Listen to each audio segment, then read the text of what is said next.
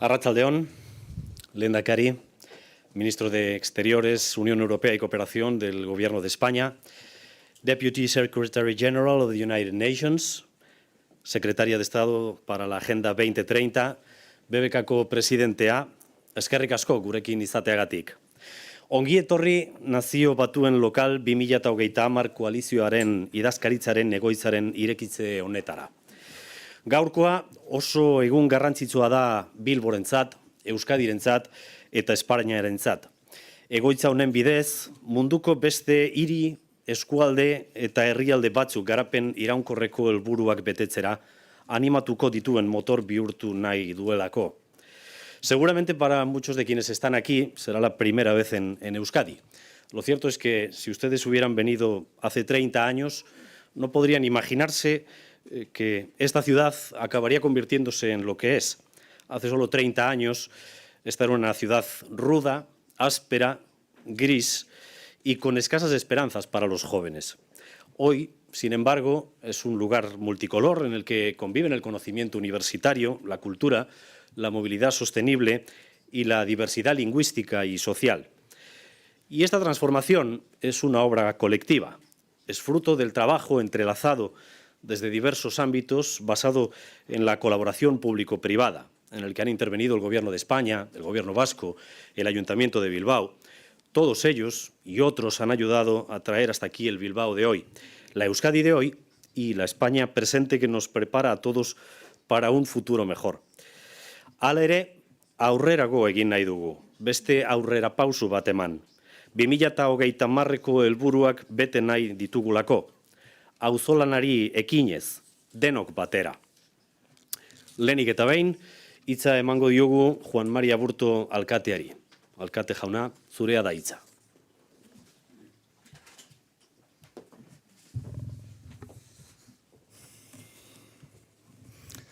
Arratsaldeon guztioi, good evening, buenas tardes. Lehendakari, Nazio Batuetako idazkari nagusi ordea, ministroa, agintariok, lagunok, ongi etorri Bilbora. Bilboko alkatea naizen aldetik ohore da ekitaldi hau Bilbon egitea. Ta zuen aurrean agertu naz, eskertuta, bezain konprometitua. First of all, I would like to give you a very warm welcome to the city of Bilbao. The 31st October 2022 marks a before and an after in our city. As of today, we are the local 2030 Secretariat of the United Nations, and I am sure that Bilbao will deliver. Bilbao accepts this challenge to be the driving force of values, with commitment, enthusiasm, and pride. Bilbao is a city of values with a capital V, where present and future sustainable development is based on firm values and which define the city with its citizens. Our values and the CDGs are fully aligned, united, and go hand in hand, and one cannot be understood without the other. The City Council is truly committed. We have been incorporating the 2030 agenda into our municipal policies and also into the life of the city, thus sharing it with our citizens. Vivimos desafíos urgentes e impostergables que afectan al planeta y a la humanidad en su conjunto, y que, como bien nos enseña la Agenda 2030 de Naciones Unidas, exigen la acción colaborativa de todos los actores para transformar las realidades sociales, económicas, medioambientales de cada uno de los territorios del planeta donde habitan las personas, donde estos desafíos adquieren caras, nombres, realidades, y debemos hacerlo sin dejar a nadie atrás. Teniendo en cuenta esta situación que nos afecta a todas y todos, la ONU quiere y necesita a los gobiernos locales y viceversa para alcanzar en sus objetivos. Esta coalición es fundamental para atender nuestros compromisos con las personas, a nivel global, desde la ONU, a nivel local, desde las ciudades. Por todo ello, Bilbao ha querido ser una de las entidades promotoras de este secretariado y estamos muy orgullosos de hacerlo posible junto al resto de instituciones y organizaciones para garantizarle todo nuestro apoyo durante muchos años. Idazkaritzari esker, Bilbotik munduari begiratzen diogu eta mundutik guri begiratuko digute. Berriro Bilbori begiratuko diote. Bilbo balioen hiria da. Inklusiboa, modernoa, nortasun sendoko eta kidetasun zentzu handiko herritarrekin, kohesionatuta, erresilientea. Gainera, eragile eta entitate publiko eta pribatuen zare bat dugu. Eragile eta entitate horiek berritzaileak eta konprometituak dira. Eta dagoeneko munduaren aurrean erakutsi dute ahalmena sobera daukatela epeluzeko proiektu komunak biztaratzeko eta proiektuok gauzatzeko helburuz elkarlanean aritzeko. Kemenez. Horren emaitza da hiri industrial bat gaur egun gozatzen dugun hiri erakargarri eta lehiakorra bihurtu dela, garapen jasangarriaren aldeko konpromisoaren bidez. Bilbok laguntza eman nahi du. Nazio Batuen 30 agenda izan dadin gizarte guztiak eraldatzen dituen agenda.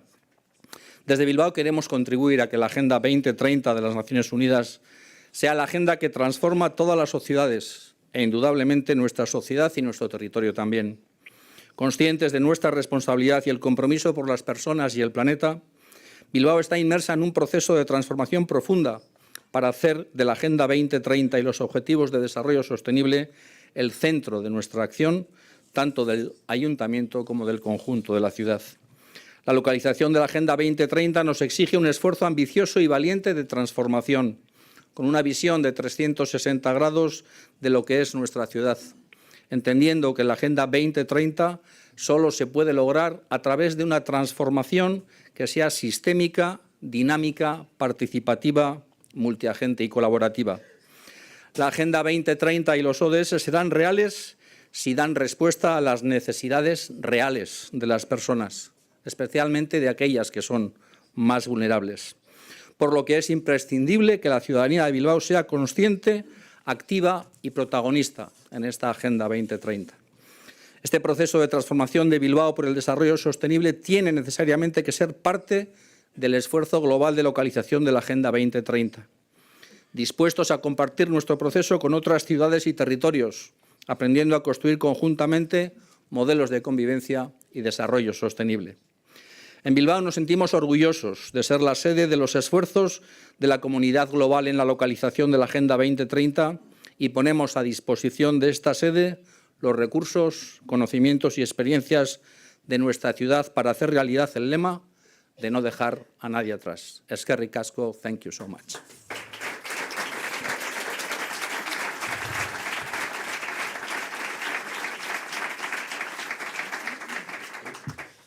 Eskerrik asko, alkate jauna. Decíamos que para alcanzar los objetivos 2030 el trabajo ha de ser colaborativo y ha sido también un trabajo multinivel el que ha permitido que se abra esta sede. Un trabajo en el que se ha implicado también el Gobierno de España. Por ello invito a tomar la palabra a la Secretaria de Estado para la Agenda 2030, Lilith Bestringe. Adelante.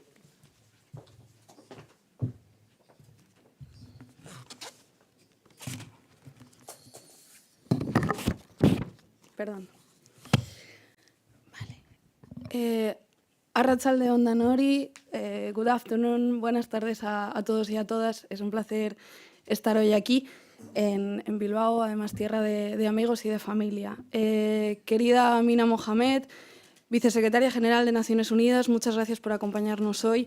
Estimados Lehendakari, Alcalde de Bilbao, Ministro de Asuntos Exteriores, Unión Europea y Cooperación, Directora Ejecutiva de UN Habitat, representante del PNUD, presidente del BBK, queridos y queridas representantes y miembros de la sociedad civil también hoy aquí presentes. Muchas gracias a todos y a todas por estar en este día tan especial y también por contar con nosotros y por invitarnos. Quiero en primer lugar trasladaros un cariñoso saludo de la Ministra de Derechos Sociales y Agenda 2030, Yone Belarra, a quien le hubiese gustado poder compartir este día de celebración con todos vosotros y vosotras. Y digo acto de celebración porque creo que debemos felicitarnos por poder estar aquí hoy inaugurando esta sede que acoge el Secretariado de la Iniciativa Local 2030 de las Naciones Unidas tras el intenso trabajo realizado por distintas administraciones, hoy aquí representadas, y qué mejor marco para hacerlo además que el Día Internacional de las Ciudades. Todos los presentes en esta sala sabemos que el mundo acumula en los últimos 3 o 4 años acontecimientos desgraciados y en muchas ocasiones imprevisibles.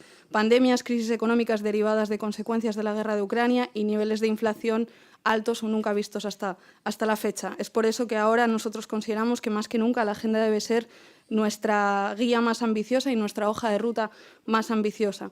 Desde el Gobierno de España sabemos que el logro de la Agenda 2030 solo es y será posible con la implicación activa de las entidades locales y regionales y que los gobiernos locales tienen un rol clave a la hora de ofrecer certezas y de estar en primera línea en muchas ocasiones frente a las crisis. Los grandes retos globales a los que nos enfrentamos necesitan del potencial que tiene la acción desde la acción local, necesitan de su análisis cercano de la realidad, de su proximidad al día a día con la ciudadanía y de su conocimiento y de su experiencia de primera mano. Necesitamos, en definitiva, el potencial transformador que tiene la política local para construir el futuro de sostenibilidad, de derechos y de justicia social que queremos para todos y para todas. Para ello contamos con la Estrategia de Desarrollo Sostenible, que tuvimos el honor de presentar ante las Naciones Unidas y ante el conjunto de la comunidad internacional el año pasado durante el Foro Político de Alto Nivel para el Desarrollo Sostenible. Esta estrategia constituye una hoja de ruta para acelerar las transformaciones que nos permitan seguir avanzando hacia ese futuro que aspiramos dentro y también fuera de nuestras fronteras. Y lo hace basándose en ese pilar clave que mencionaba antes, el trabajo conjunto, el diálogo y la cogobernanza. Pero además, desde nuestro país también se han realizado muchos avances e iniciativas que venimos apoyando, entre las que quiero destacar especialmente la Red de Entidades Locales para la Agenda 2030 de España. Esta red aglutina ya un número muy significativo de gobiernos locales que conjuntamente representan a más de la mitad de la población española, 26,6 millones de personas concretamente. Por eso quiero aprovechar también para dar las gracias a todas ellas y demostrar que el potencial y el compromiso que tiene nuestro país con el desarrollo sostenible es firme.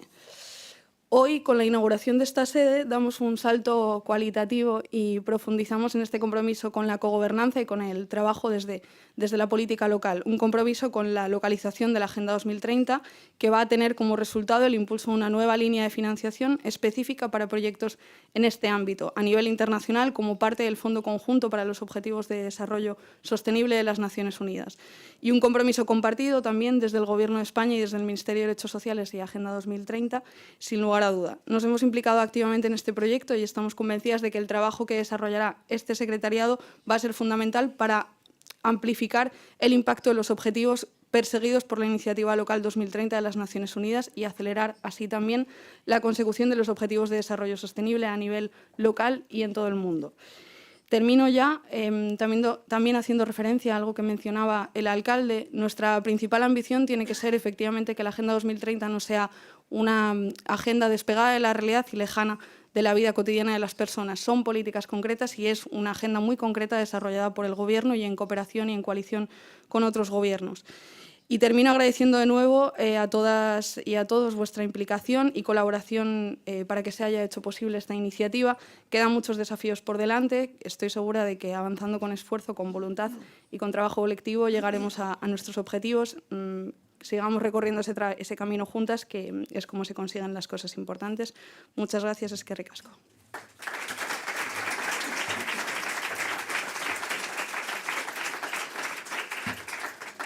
Muchas gracias, Secretaria de Estado.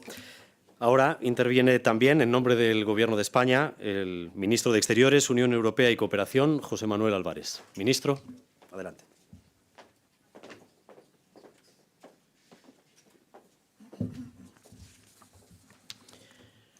Buenas tardes, good afternoon, arratsaldeon. Querida Secretaria General de Naciones Unidas, Amina Mohamed, querido Lehendakari, alcalde de Bilbao, directora ejecutiva de ONU Habitat, representante del PNUD, presidente de la Fundación BBK, amigas, amigos. Me alegra estar hoy aquí junto con el resto de instituciones que participamos en este proyecto, que es la apertura de la sede del Secretariado de la Coalición Local2030, aquí en España, en Bilbao. Y estoy especialmente contento de estar en esta ciudad en unos días en los que se celebra precisamente el 25 aniversario de la apertura del Museo Guggenheim de Bilbao, que es un museo de visita obligada y, querida Vicesecretaria General, te lo recomiendo muy mucho si no lo has hecho ya. Es un referente del arte contemporáneo en España y en el mundo. Yo quiero poner en valor la visita hoy de Amina Mohamed, la vicesecretaria general de Naciones Unidas a España, acompañada de representantes de ONU Habitat y del Programa de Naciones Unidas para el Desarrollo, en el Día Mundial de las Ciudades. Su presencia hoy aquí evidencia la importancia de nuestras ciudades y de nuestras regiones para alcanzar los objetivos de desarrollo sostenible y también subraya el papel de España como un país líder en estas iniciativas. Y es por ello que paneles de discusión como Act Local to Go Global, que se van a celebrar a continuación, son espacios de diálogo esenciales para avanzar en un desarrollo inclusivo en el que todos los ciudadanos nos veamos involucrados.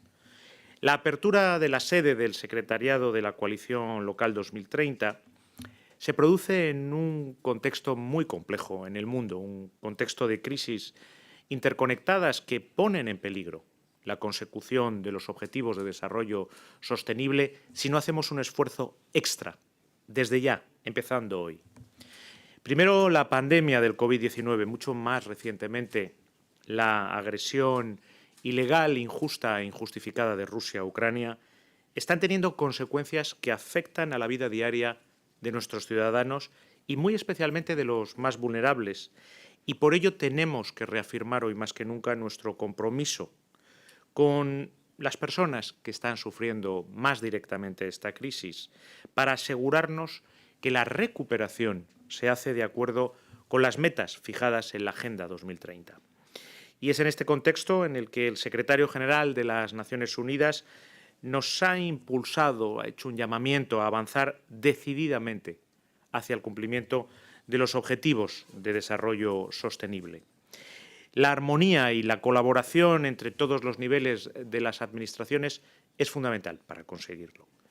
No solo en el contexto actual de crisis en el que vivimos, sino siempre, porque los gobiernos tenemos un papel esencial en garantizar el bienestar de nuestros ciudadanos. La adjudicación por parte de la Coalición Local 2030 a Bilbao, como sede de su secretariado, es una muestra palpable del esfuerzo, del compromiso de todas las instituciones, por supuesto del Gobierno vasco y del Ayuntamiento de Bilbao, de todas las instituciones en España, como también de nuestra sociedad, en esta agenda, para un bienestar que es un bienestar común. Este compromiso es inequívoco también en acciones concretas. Somos los segundos donantes del Fondo ODS, en el que se va a lanzar próximamente una ventana de localización que permitirá realizar proyectos con los entes locales y los entes regionales. El apoyo y la apropiación de la Agenda 2030 por parte de las entidades locales y regionales ha generado un espacio de encuentro, de consenso, de cooperación, que ha dado excelentes resultados. Y estoy convencido de que únicamente con la colaboración de todos podremos cumplir con los objetivos de la Agenda 2030. Y esto es además un objetivo de desarrollo sostenible en sí mismo, el número 17, que nos combina a tejer alianzas para poder cumplir las metas que nos hemos fijado como comunidad internacional, como planeta, como humanidad. España es un claro ejemplo de funcionamiento descentralizado de éxito. Hemos demostrado la diversidad y la pluralidad de nuestro país y hemos demostrado el valor añadido que aporta una buena coordinación entre administraciones en todos los ámbitos. Y queremos poner precisamente al servicio de la Agenda 2030 toda esta experiencia, como lo haremos también cuando en muy pocos meses llegue el turno de nuestra presidencia de la Unión Europea, que asumiremos en el segundo semestre de 2023 y donde uno de los consejos informales, una de las reuniones más importantes de las que van a tener lugar, va a tener lugar precisamente aquí, en esta ciudad, en Bilbao. Por eso, España ha trabajado desde sus inicios con la Coalición Local 2030. Creemos en avanzar en una agenda que se construya de abajo a arriba, desde las regiones y desde lo local. Y fruto de esta estrecha colaboración se celebró en Sevilla, en febrero de 2019, precisamente la reunión de alto nivel sobre localización de la Agenda 2030. Y en ella se aprobó el compromiso de Sevilla, una declaración política de referencia obligada hoy en día a nivel internacional en esta materia. Basándonos en la solidez de nuestra experiencia, en la reunión de alto nivel de financiación al desarrollo de la era del COVID-19 y más allá, lanzamos la propuesta de establecer un fondo mundial país para la localización de los ODS y la posibilidad de que España acogiese en su territorio una oficina de la Iniciativa Local 2030. Y después de presentar en el foro político de alto nivel del pasado mes de julio la candidatura de Bilbao para albergar este secretariado de la coalición local, con satisfacción y con orgullo recibimos la confirmación a inicios del pasado mes de septiembre. Y estamos seguros de que el secretariado, y recorriendo hoy este magnífico edificio y la planta que se le ha atribuido, va a cumplir con creces los objetivos, las funciones y las directrices de la coalición. Y quiero terminar agradeciendo a todos los que habéis hecho posibles estos logros. Habéis demostrado, con vuestro trabajo conjunto, muchos de vosotros estáis hoy aquí, y con vuestro trabajo coordinado, la voluntad política, la voluntad institucional de todas las administraciones de que el secretariado y la localización de los ODS sigan siendo una prioridad no solo española, sino de la agenda internacional, que es lo más importante. En el mundo en el que vivimos, la recuperación en línea con los ODS es más necesaria que nunca, pero estamos convencidos de que las políticas necesarias no se construirán solas. Necesitaremos el consenso y la solidaridad de todos para no dejar a nadie atrás. Muchas gracias. Thank you very much. Mila esker.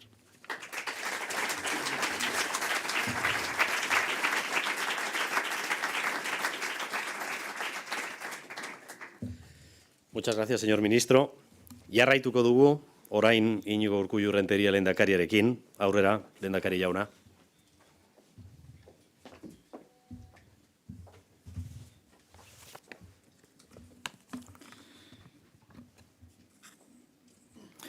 Vicesecretaria General de Naciones Unidas, Amina Mohamed, Ministro de Asuntos Exteriores, Unión Europea y Cooperación, José Manuel Álvarez, Secretaria de Estado, Lilith Bestringe, con mis recuerdos también para la ministra Ione Belarra, Administrator del PNUD, Akin Steiner, Directora Ejecutiva de ONU Habitat, Maimuna Amos Sharif,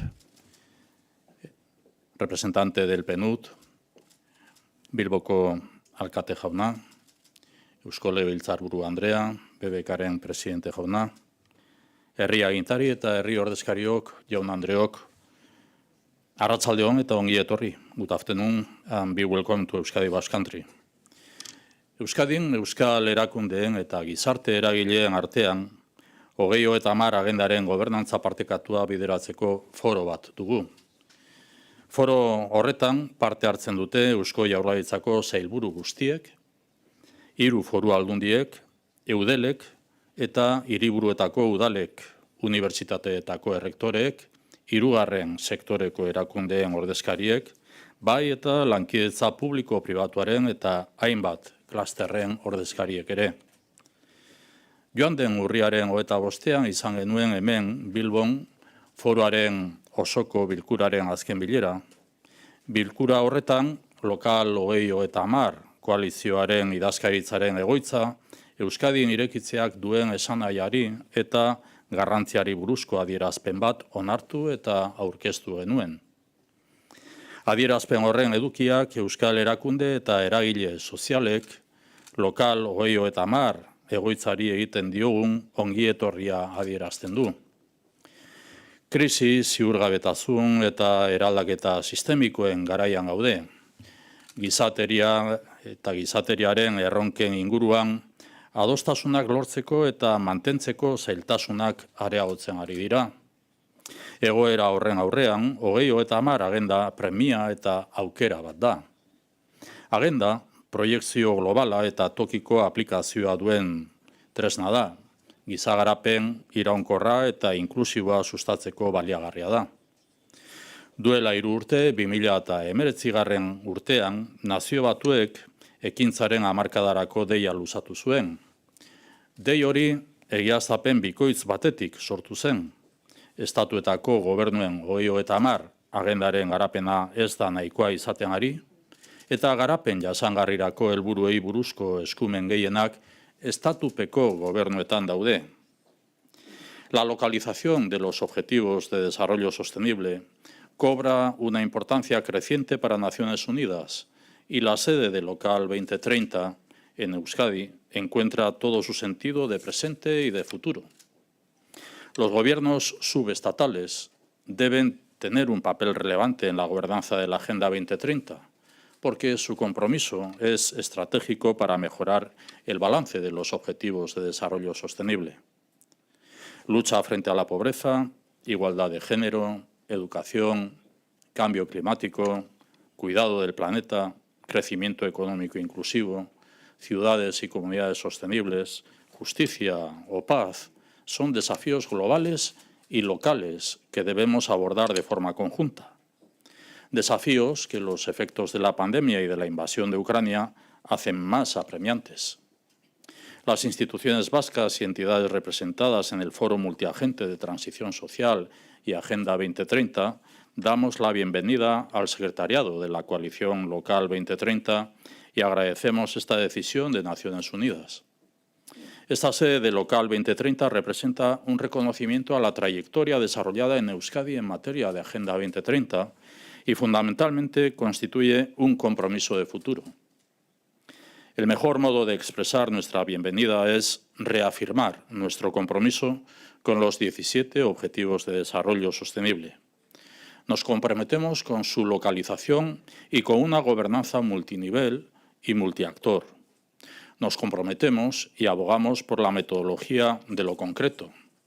La Agenda 2030 necesita pasar de las palabras a los hechos.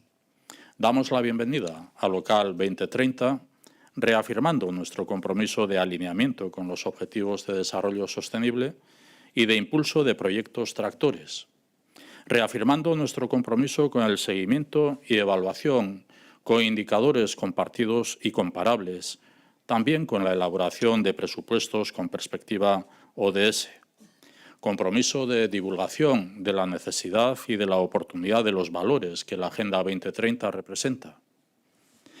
Autokritikoak izan behar dugu. Mundua ez da behar bezain azkar aurrera egiten ari. Pandemiak eta Ukrainaren inbazioak arazoak larriagotu dituzte eta konponbideen premia areagotu dute gizagarapen iraunkorrari dagokionez. Proaktibitate handiagoa behar dugu arlo zehatzean eta eraldatzailean. Gizagarapen solidarioa, iraunkorra, bidezkoa, demokratikoa eta erantzunkidea lortu nahi dugu. Horregatik eta horretarako, 2030 agendak dakarren interpelazio eraldatzaileari erantzun positiboa eman behar diogu. Hori da gure ongietorria eta hori da gure konpromisoa. Eskerrik asko.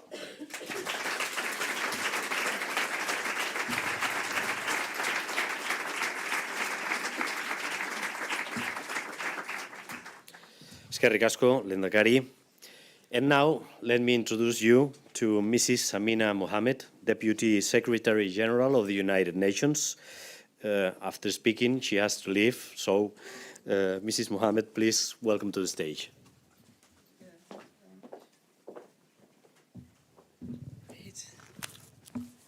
Well, thank you very much, and good evening, everyone. Let me appreciate our Minister of Foreign Affairs, our of the European Union, as well as the Cooperation of the Kingdom of Spain, our President of the Basque Government, our Mayor of Bilbao, and also, of course, my colleagues from the Ministry, and my sister Memuna Sharif, who is our ED, and our representative from the UN Development Programme, ASG. Where are you, Howlin? As you go. Excellencies, ladies and gentlemen, I don't know how many young people there are in the audience, but if they're there, hello. But this is such a pleasure. I was just listening to everyone today as we opened the Local 2030 Coalition Secretariat here in Bilbao. We would never imagine in 2015 that this is where we would be doing 2030. And I just want to deeply appreciate the government of Spain and, of course, the Basque region for accepting us here in Bilbao to try to reach what is such an ambitious agenda, not just for Spain, but for the whole world. So from here, we do go from local to global, and thank you for giving us that opportunity, especially on World Cities Day. So happy World Cities Day. This is just one sign of the commitment of transformations that are necessary to make the 2030 agenda a reality, both here and in the rest of the world. And we're very pleased to see so many supporters here in Bilbao online that are celebrating this milestone. In 2021, we sowed the seeds of an initiative that has now blossomed into a strategic network across the UN system and beyond.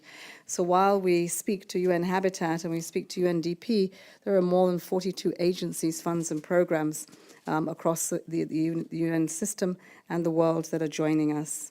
We are mobilizing partnerships, and that is about Goal 17, and it's catalyzing inclusive and innovative approaches and inspiring action across the SDGs. It's there to ensure that we don't leave anyone or place behind. So dear friends, on World City Day, we recognize the importance of cities for individuals, for our communities, and for economies. More than half of the world's people live in urban areas, and by 2050, over 2/3 will do so. Even people who don't live in cities are often immersed in urban culture and affected by urban dynamics. Supporting and reimagining cities and improving urban planning are key to solving some of the world's most pressing challenges. From inclusive public service delivery that is gender responsive, to health and well-being and care systems that work for everyone, to sustainable development that must deliver for people within cities. Many cities are already leading the transition to renewable energy. They're setting net zero targets and building climate resilient infrastructure. And cities account for more than 70% of carbon emissions, meaning that they can make a huge contribution to supporting the transition to renewable energy. As we look forward to the SDG Summit in 2023, we need to take urgent action to restore and accelerate progress in all countries, including the poorest and most vulnerable. The decade of action was done just before we went into COVID. We never knew that we were going to stop the world for 3 years while we tackled a virus. But we do know that we have the power to make a difference. Individually and together, we can contribute to creating equitable, inclusive pathways for sustainable development. Excellencies, I'd like to congratulate Spain on its exemplary resolve and commitment that the President of the Basque region showed us to the SDGs through the Sustainable Development Strategy for 2030. This represents a unique political and social agreement to ensure that post-COVID-19 recovery addresses a social and ecological transition and puts sustainability and human rights at the center of policy and of action. I hope the local 2030 Secretariat will be able to draw on your experience in leveraging urban processes and unleashing the power of local action. And at the center of that local action should be young people. Public-private partnerships, innovation, and the creative use of new technologies are just some of the approaches that we need. The Local 2030 Coalition will bring together the combined resources of the UN family, enabling the energy, the digital, the green and blue transitions that are needed for sustainable development. Transformative local action will also require finance for long-term investments in statistical capacities, data analysis, research, foresight, development, education, and so much more. But working together, I am confident we will find ways to increase public and private finance and technical support. Together with the UN system, we stand ready to work with you and keep the momentum high. Friends, ladies and gentlemen, one of the key roles of the Local 2030 Secretariat is to amplify this important work to other regions and other cities. This Secretariat must be a platform to exchange and spur innovation in tackling local challenges around the world. I hope that it will become an authoritative voice representing cities in global decision-making, including at the 2023 SDG Summit and the Summit of the Future in 2024. And here we look forward to the leadership in Spain. So my deep gratitude to the government of Spain, the Basque government, the Bilbao City Council, and BKK. You've raised the bar for national governments now throughout the world for them to demonstrate their support for local action through your whole of government and whole of society contribution to the Local 2030 Coalition and the joint SDG Fund. Let me come to an end by congratulating all cities working to achieve the SDGs on World Cities Day. I hope the spirit of collaboration of the Local 2030 Coalition, its Secretariat, its people, the local partners, will help cities around the world to act local that will go global, the theme of this year's World Cities Day. The actions that are taken by cities to create a sustainable world will reverberate globally, and the transformative policies cities pioneer today can catalyze change that will save and improve lives and livelihoods everywhere tomorrow. We count on your ideas, your partnership, your energy, the creative force to advance the 2030 agenda in this decisive UN decade of action. Finally, my thanks to UN Habitat and to UNDP for their role in setting up the Local 2030 Coalition. I can assure you that as I leave Spain, I will be taking the spirit, the idea, the inspiration of this Bilbao Local 2030 to the rest of the world. Thank you.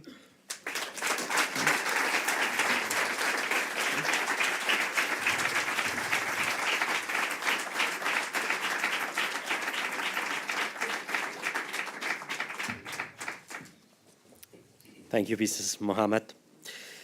Jarraituko dugu, Nazio Batuen Local2030 Koalizioaren Idazkaritzaren irekiera honek gaur Hirien Munduko Egunarekin egiten du bat.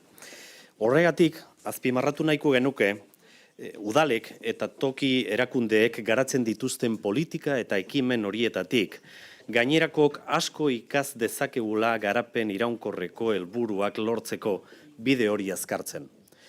Y este acto de hoy puede ser, de hecho está siendo, un intercambio de experiencias y sobre todo un diálogo entre diferentes. Por eso, a continuación, vamos a asistir a un panel en el que personas de diversos ámbitos nos van a aportar experiencias para hacer de nuestras ciudades lugares más seguros, más inclusivos y más sostenibles. This panel will be moderated by Dr. Shipra Naranjuri, Chief of Urban Practices Branch at UN Habitat.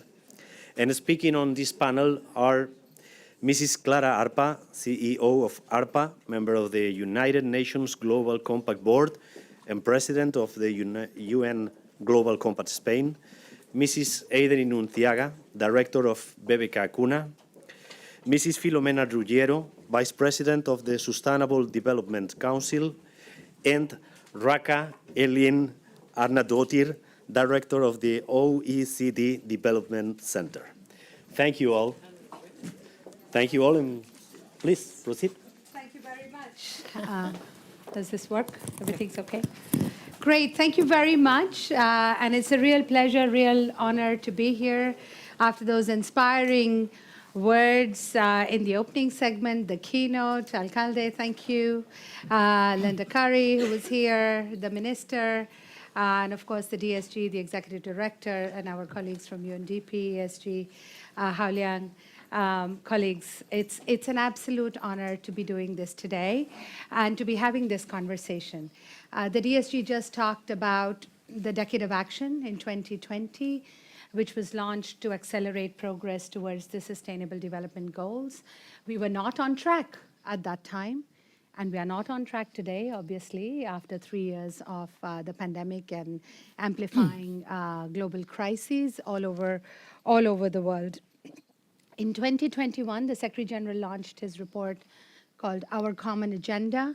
And within that, he clearly recognized that cities and local authorities are key actors in advancing sustainable development and inclusive multilateralism. This really is the principle that is driving the conversations around localization of the Sustainable Development Goals.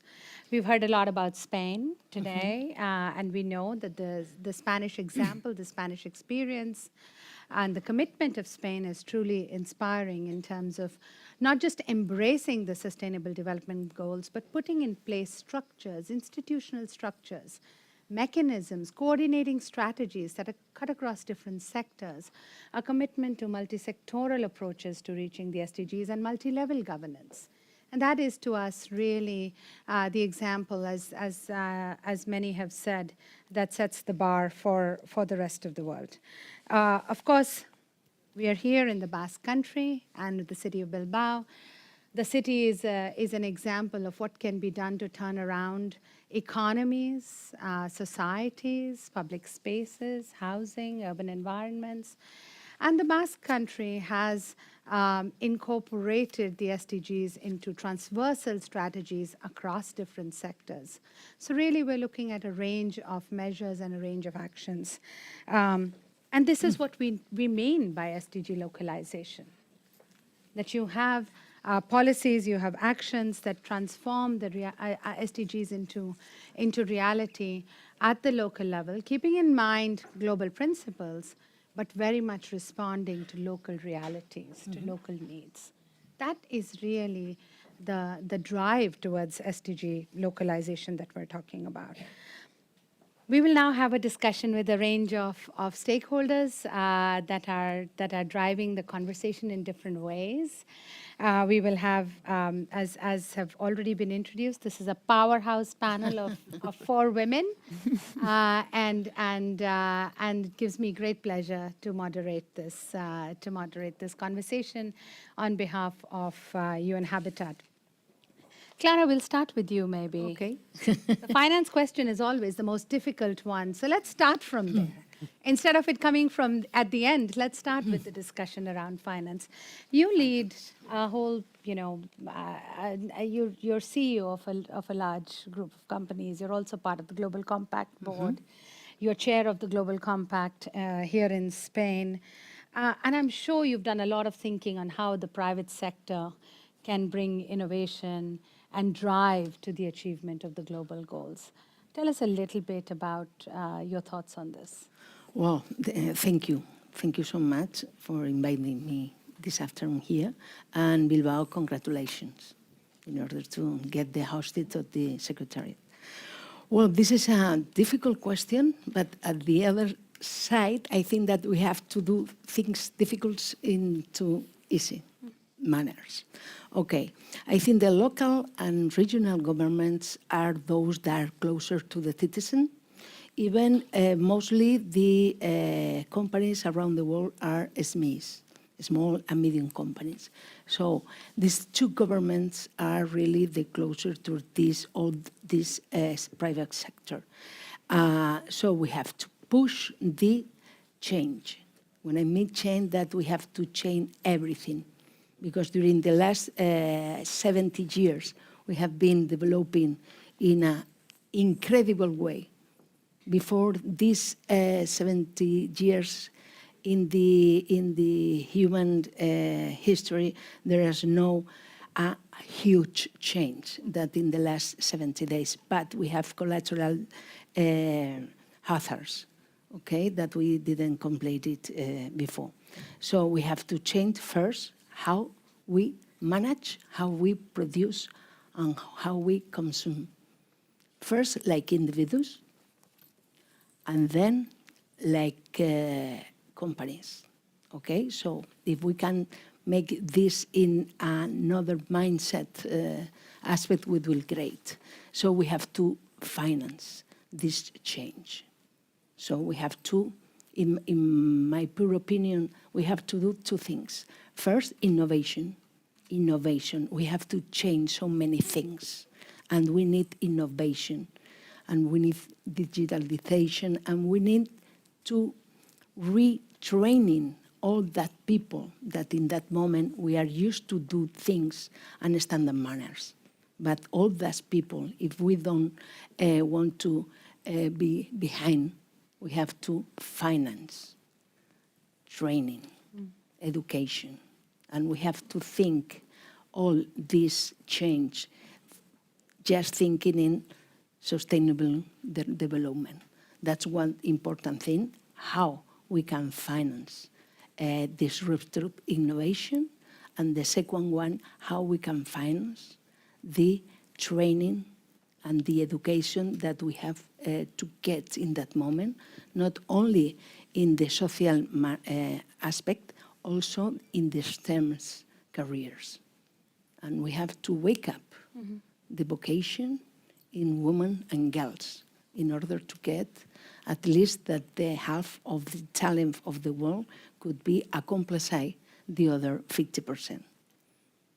Fantastic. No, this is very important. Financing for reskilling, for training, for capacity building, and financing for digitalization. Both are important. We keep thinking that it's only the finance we need for, the big finance we need for infrastructure, but we miss the point that we need financing for institution building, for societal building that you're talking about, with a focus on women and girls. Ida, does this resonate with you? You come from a private philanthropic foundation, and a big thanks to BBK for being here and for supporting this this whole of society approach towards SDG localization and Local 2030. Does this resonate with you? Is this what foundations are also looking at in terms of driving the localization agendas, or are there other levers that you're looking at? Well, thank you, Shipra, and thank you, everyone. Well, indeed, that's the work that from BBK, that's exactly what we are trying to do. And I just wanted to share the example of BBK Cuna, the House of the SDGs, today with everyone, because we think it's a great example of how to act local to go global, right? We work within the House of the SDGs with all stakeholders. So we work with private companies, we work with the public administration, with research centers and universities, and we work with the citizens as well, and we put them all together in order to find solutions to the challenges that we have. But first of all, we localize those challenges. We have the support of the BBK Studies Department. We work with our think tank. It's a group of experts in different areas of knowledge. And we also add the voices of the neighborhood, of the citizens. So once we have those challenges localized to our reality, we try to find solutions that are inclusive, holistic, and heterogeneous. And we are talking about issues such as unwanted solitudeness, menstrual poverty, how the climate change is affecting the Basque country. We are talking about real issues that affect all of us on a day-to-day basis, right? And just let me just share a very quick example on how, on one of our initiatives, because, you know, we do projects from research action, we do learning communities, we do creation of networks, etc. But we work with people as well. So if you all go upstairs afterwards to the main floor, you will find a mural that we organized on the occasion of the World Cities Day. And we wanted to bring the voice of the citizens to this presentation of the Secretariat. So the voices that you will find there are the voices of Said and Samira and Waldo and Juanjo. Those are examples of some students who came to the House of the SDGs last week and with whom we had the chance to work on how to incorporate the SDGs on their center, which is, I have to say, a very special center because they work with minors who arrived to the Spanish state, also unaccompanied minors. So those voices have to be incorporated. I think that our work from BBK and from all institutions is to give a voice to all of them, from big companies who can make a huge change through the changing of their governance models, to the voice of people who have names and last names and can share their life experiences and their vision on how to achieve the agenda by 2030. Phenomenal. So shifting the discussion from an abstract conversation to real people with real names, with real problems. And it's amazing that you can have a conversation on a range of issues from menstrual poverty to climate impacts, and all of them impact people's daily lives. So that's very interesting, but also very challenging, you know, in terms of bringing together young people, citizens, stakeholders, with private companies, with the government, and somehow help them speak the same language, communicate to each other in the same way. Maybe Philomena, you will pick up on this because you know, as the Vice President of the Sustainable Development Council, as a gender expert, and we just heard examples around women's issues, challenges, and engagement in sustainable development. How can this stakeholder engagement that IDER is also talking about help influence public policy making at the local level? How do you facilitate that process? Thanks a lot. Thanks a lot for inviting us. I'm speaking about us in plural because I think that we are us. And if you don't mind, I don't know if it's possible to speak in Spanish. Yeah? Yes. No, it is. Yes. No, but for me, it's, I mean, I elaborate the intervention in Spanish, like I can speak English as well, but it's okay for you. It's possible. Thanks a lot. Ante todo, felicidades al gobierno vasco, al gobierno español, y también un saludo a las Naciones Unidas, a los representantes de las Naciones Unidas y de las instituciones públicas y privadas que están aquí. He empezado diciendo que somos nosotras y nosotros porque represento en realidad todo el sector de la sociedad civil en el Consejo de Desarrollo Sostenible y es un gran placer de estar aquí. Tenemos que recordar ante de todo que la sociedad civil organizada y diversa de todo el mundo participó ampliamente y de manera muy constructiva en todos los debates de la agenda de Naciones Unidas en septiembre de 2015. Entonces tenemos que ya pensar cómo se destacaron en aquel momento una serie de coordenadas sobre la exigencia democrática de nuestro tiempo, que son la prosperidad inclusiva, la justicia social, la equidad y el cuidado del planeta. Hoy, sin duda, yo creo que creemos que la sociedad civil ha asumido plenamente los desafíos de una agenda transformadora y su papel será crucial para que ésta sea viable a todos los niveles. Dentro de los marcos establecidos son diversos los roles de la sociedad civil. Entonces voy a comentar solamente algunos. Dichos roles no son exclusivos, quería comentar eso, y se comparten con otros actores en todo el ciclo de planificación, seguimiento, evaluación de la política pública que contribuyan a la territorialización de la Agenda 2030. Y esta coalición nosotras pensamos que es muy importante.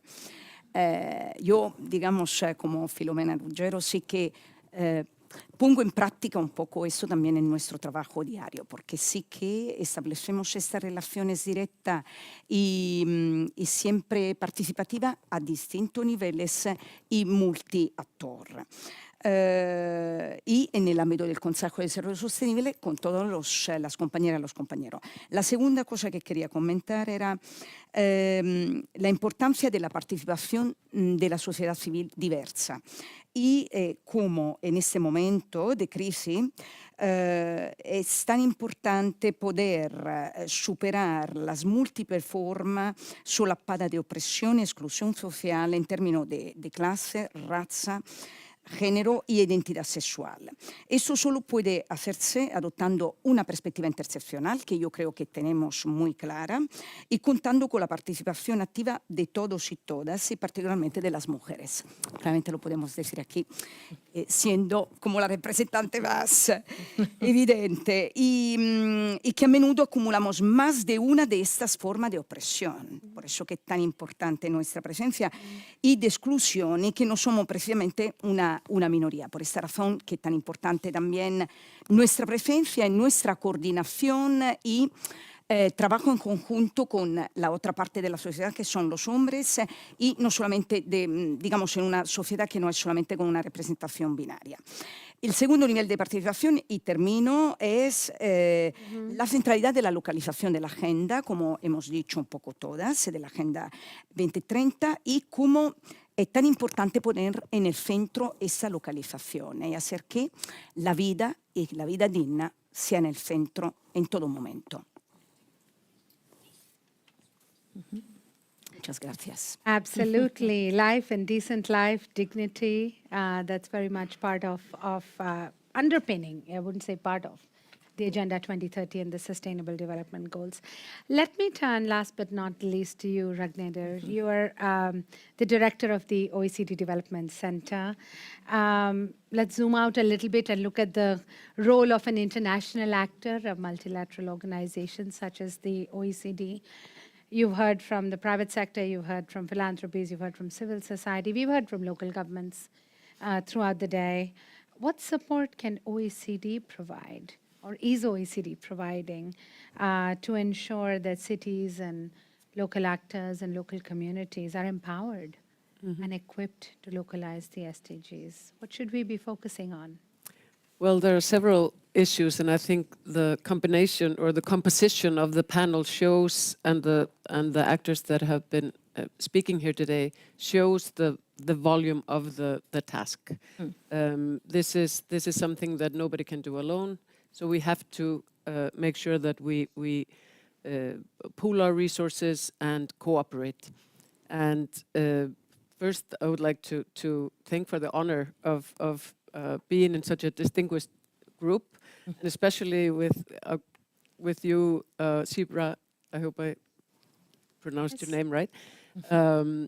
Who I was told before I came here that you have the title of being a good friend of the OECD Development Center. So that is a title that is a lot of people aspire to, I would say. But just to address the question on how we can support local authorities and how we can sort of in their efforts make sure that we support them, I want to point to three priority actions. And I'm going to just mention them briefly and touch upon them, and then go into describe a project that you're familiar with that is a sort of a test case of cooperation. First, if we look at the priorities, we need to give voice to the local communities, and especially the local actors from the developing countries. Second, we need to strengthen their capacity to deliver services for their citizens, to help them help themselves. Yeah. And we spoke about finance. Third priority is to work together to ensure and enhance their ability to finance the policies. And like I said, I would like to touch upon why these three policy or three priorities are so important. And as I mentioned, I want to touch briefly on the G20 initiative, a very important G20 initiative that we have been working with UN Habitat and jointly supporting, which relates to cities and particularly relevant set of cities, intermediate cities. It's an initiative that we at the Development Center, as I said, have been working with UN Habitat, but also several other partners that are here today. But going back to the three key priorities that have emerged from the analysis that we have been doing in the recent years, and from discussions with governments, local authorities, from G20 countries, OECD countries, and the developing countries. And if we go back to the first one, the issue of voice and representation, there is a pressing need to strengthen the voices of local actors, and we are all here today, and we know that the importance of that, especially in developing countries, and we have to engage with them more systematically in the international development debate.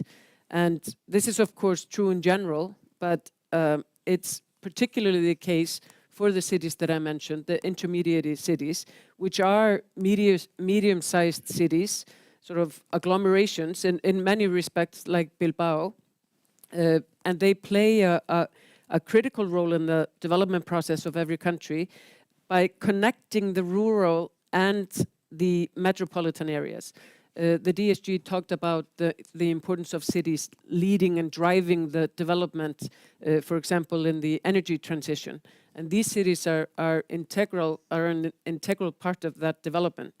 And in many developing countries, these cities are oftentimes overlooked, and they're not included in the national development strategies, and they're also underrepresented in the international fora. And the lack of voice and lack of representation of these intermediate cities makes it harder for national governments and for the international community to understand the potential and to address their needs.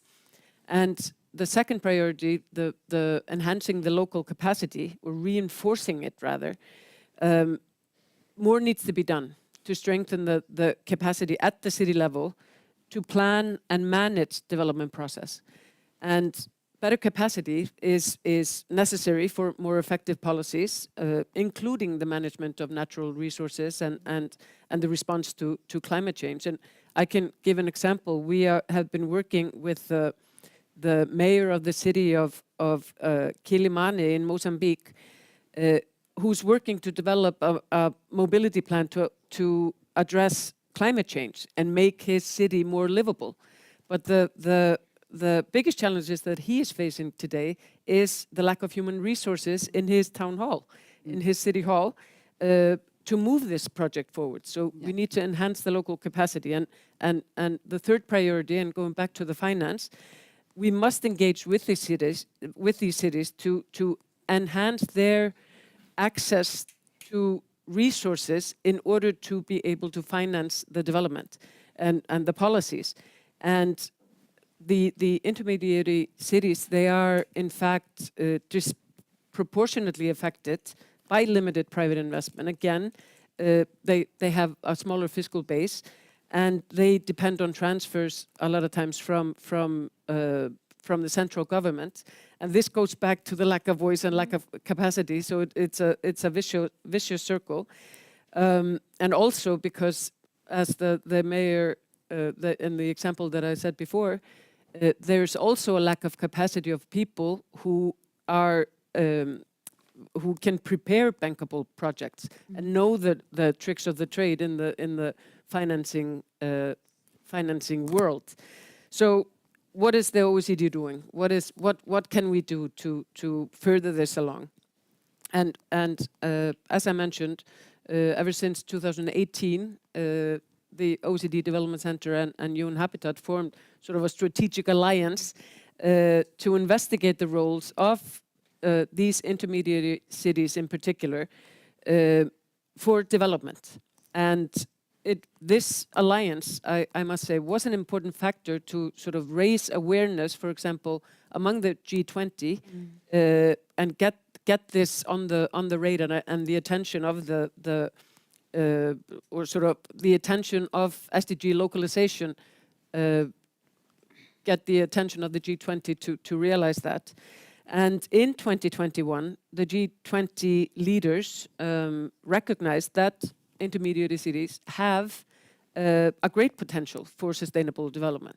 And they also recognized that these cities face oftentimes multiple constraints, as I've been discussing, and they lack voice, capacity, financial resources, especially in the developing countries. And so we are therefore very pleased, we're very pleased when the G20 leaders decided to work closer with intermediate cities and launched a platform, the platform for SDG localization and intermediary cities, or like every program with a good acronym, the G20 PLIC.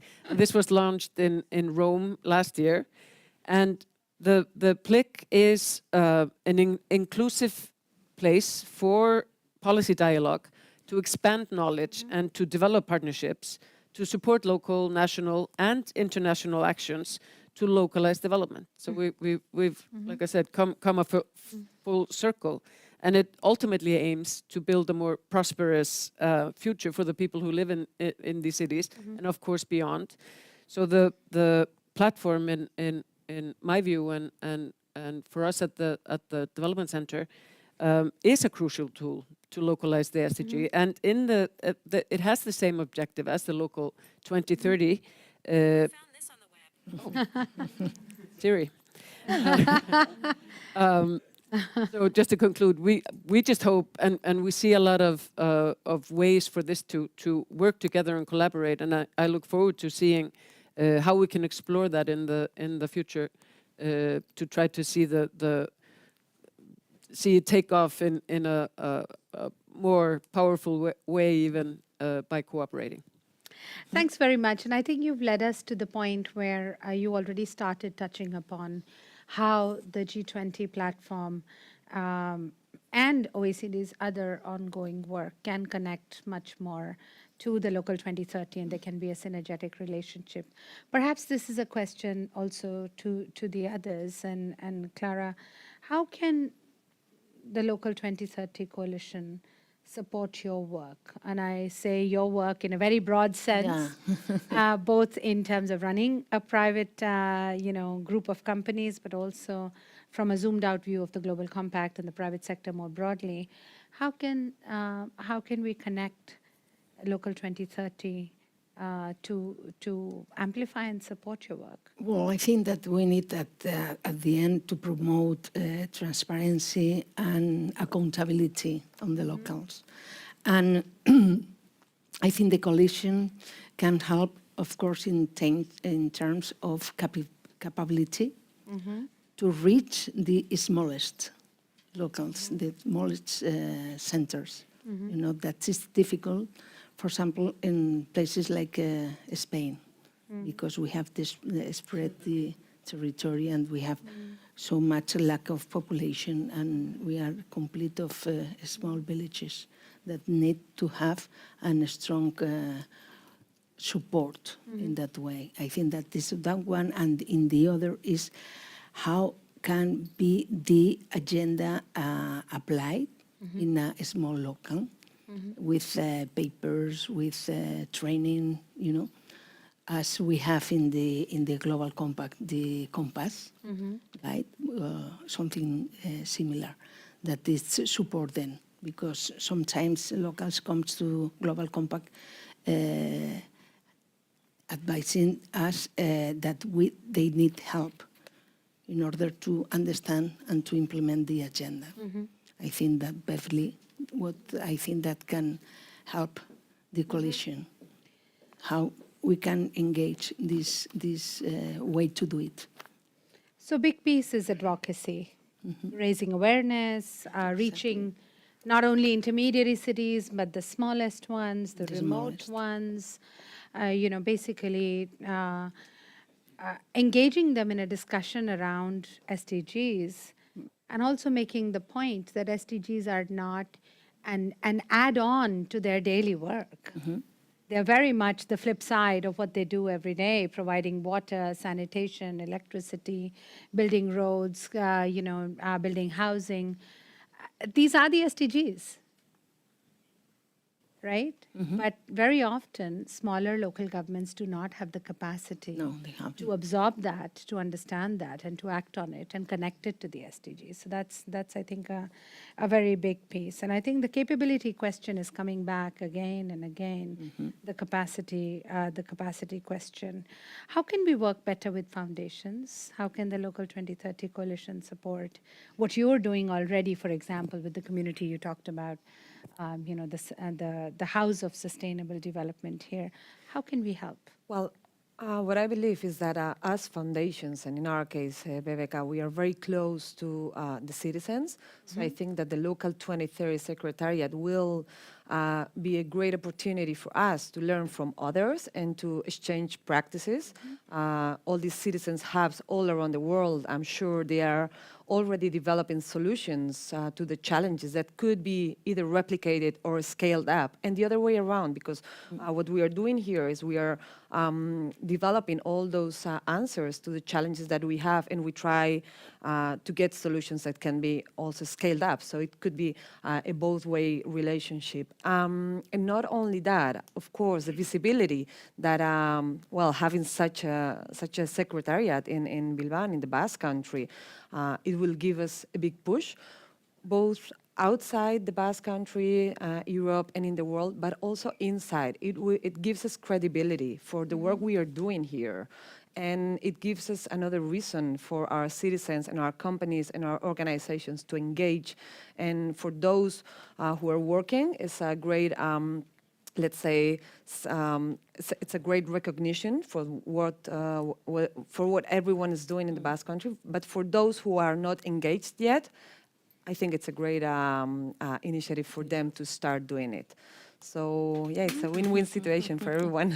I think so. And I think this idea that we bring global best practices to local realities and take from local realities good practices and amplify them and share them globally. And that's really the idea of a coalition like this.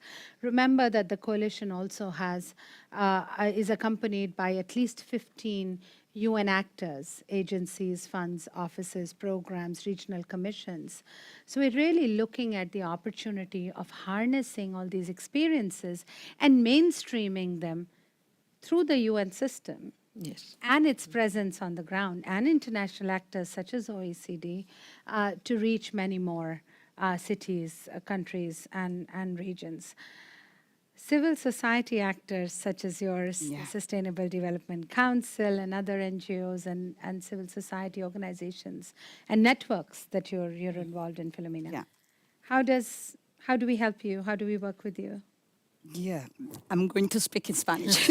Please. I'm so sorry because Linguistic the only one, diversity is very important. I would like to speak also in euskera, but I can't.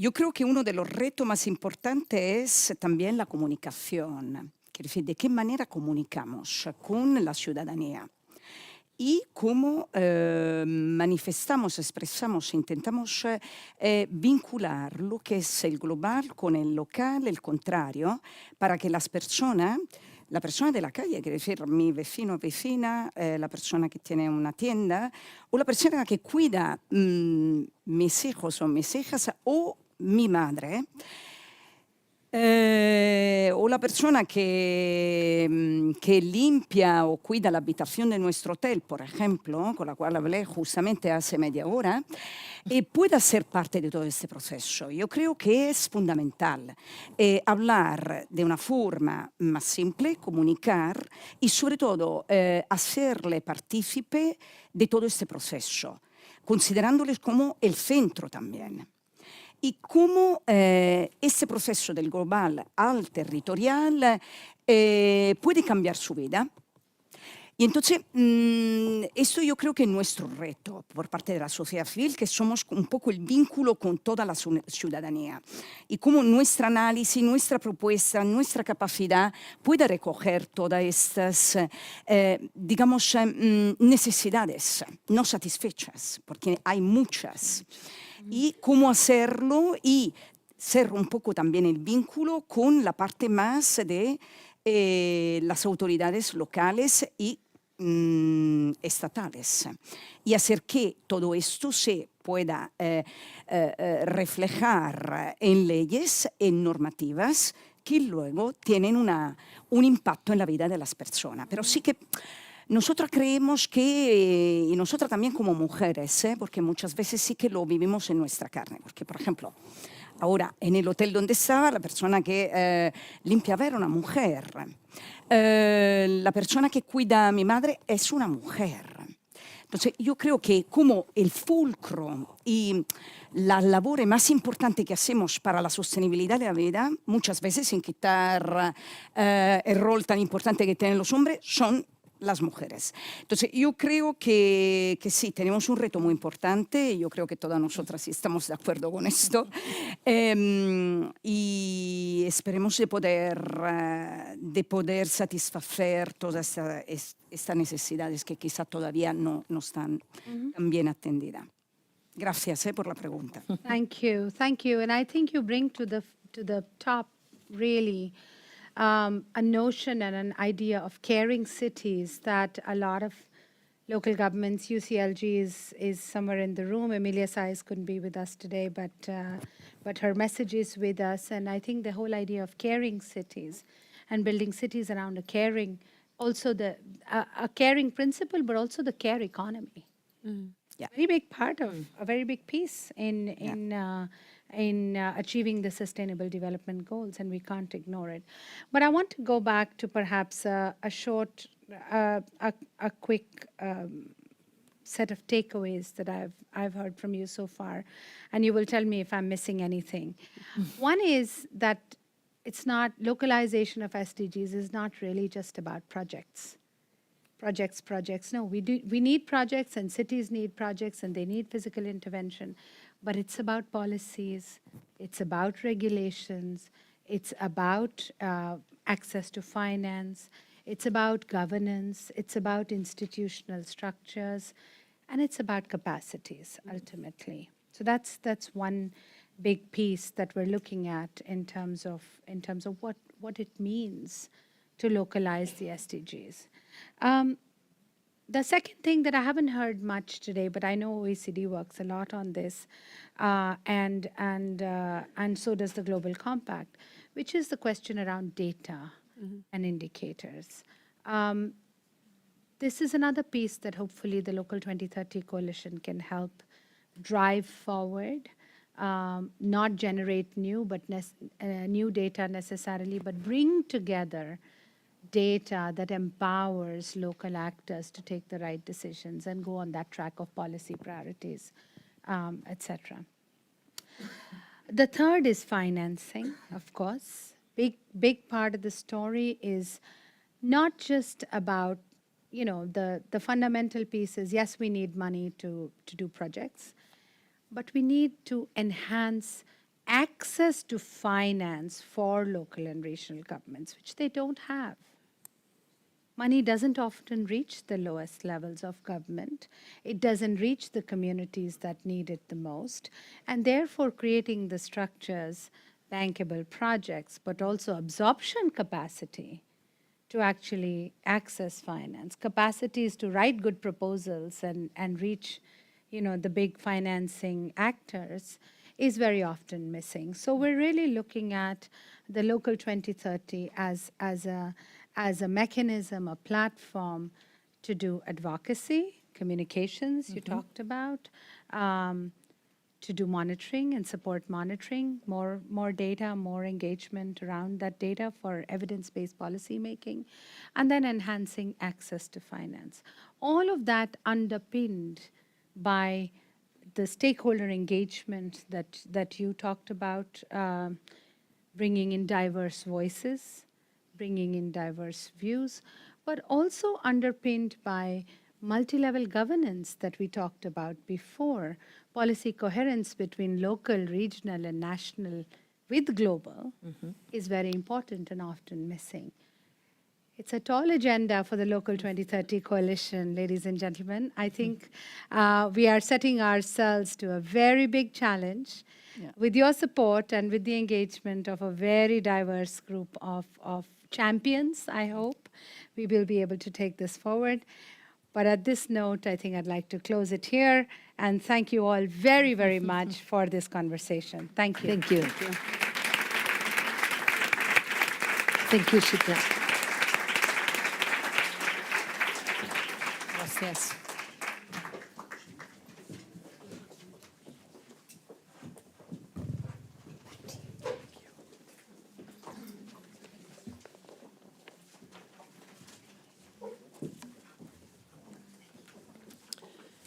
Women power on this panel, no doubt about it.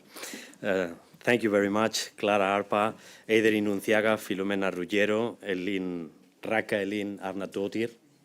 Good? Very good. It's my first time in Icelandic, I'm happy. And Dr. Shipra Naranjuri, thank you.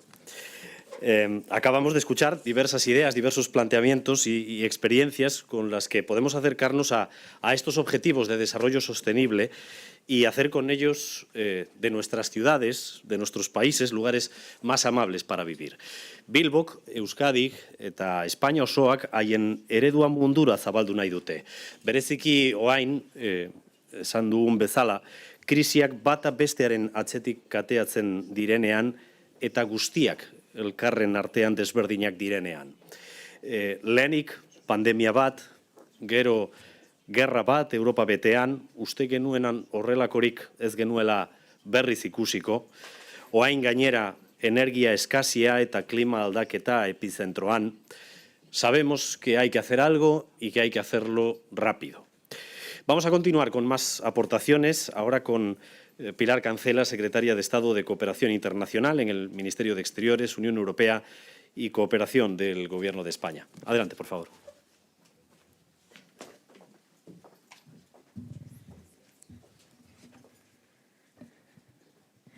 Pues muchísimas gracias a todos y a todas, sobre todo porque continuáis aquí, lo cual demuestra el compromiso con los objetivos de desarrollo y con la cooperación al desarrollo. Muchísimas gracias. Bueno, la verdad es que está quedando un acto muy bonito, que se refleja además en la multiplicidad de lenguas en la que estamos hablando. Yo quiero aportar mi grano de arena. Buena tarde.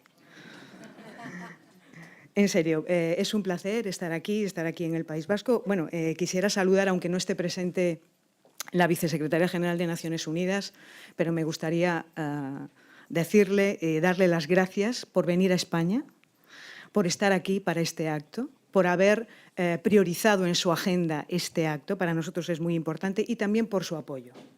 Ha sido fundamental. Había otros proyectos, otros países que estaban presentando proyectos, y este es el proyecto que han seleccionado. Por tanto, gracias por eso también. Gracias, querido Lehendakari, por el liderazgo. El País Vasco es una tierra reconocida por la apuesta que ha hecho siempre por la cooperación internacional al desarrollo, es ejemplarizante, es conocida en el mundo. Por tanto, estamos trabajando sobre el terreno en muchos proyectos y en muchas acciones. Por lo tanto, gracias también por ese liderazgo y por esta apuesta.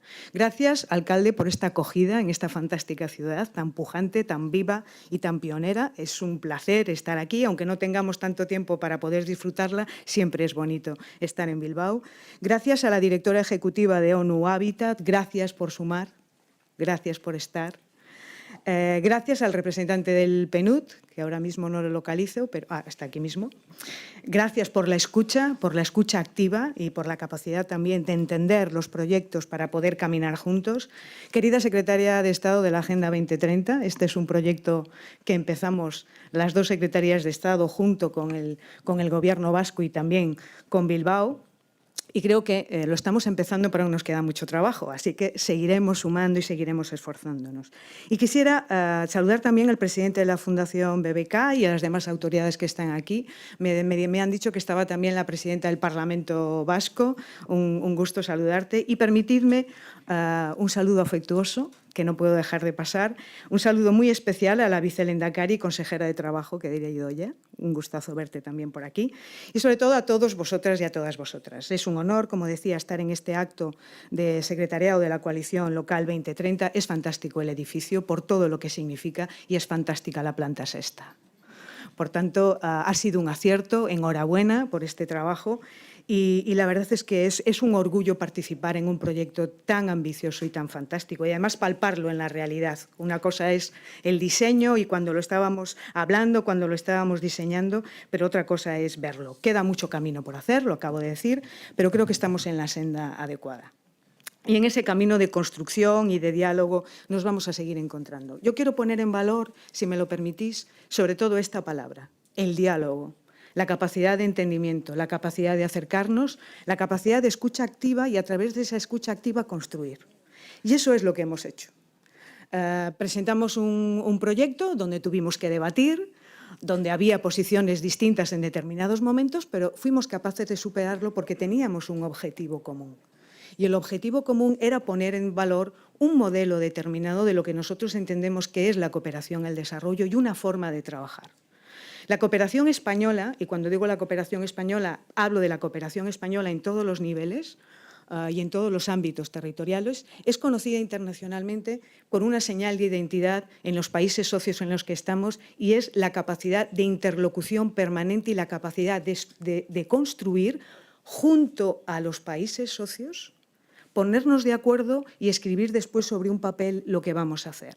Nuestros objetivos son importantes, pero más importantes son los objetivos de ese país con el que estamos trabajando. De eso se trata, nunca de imponer, nunca de tutelar, simplemente de construir juntos y juntas. Y esta es la gran virtualidad, es la señal de identidad de nuestra cooperación que se refleja en todas las cooperaciones que se puedan desarrollar en un ámbito, en el ámbito local, en el ámbito autonómico y en el ámbito también de la Administración General del Estado. Y eso creo que es bueno.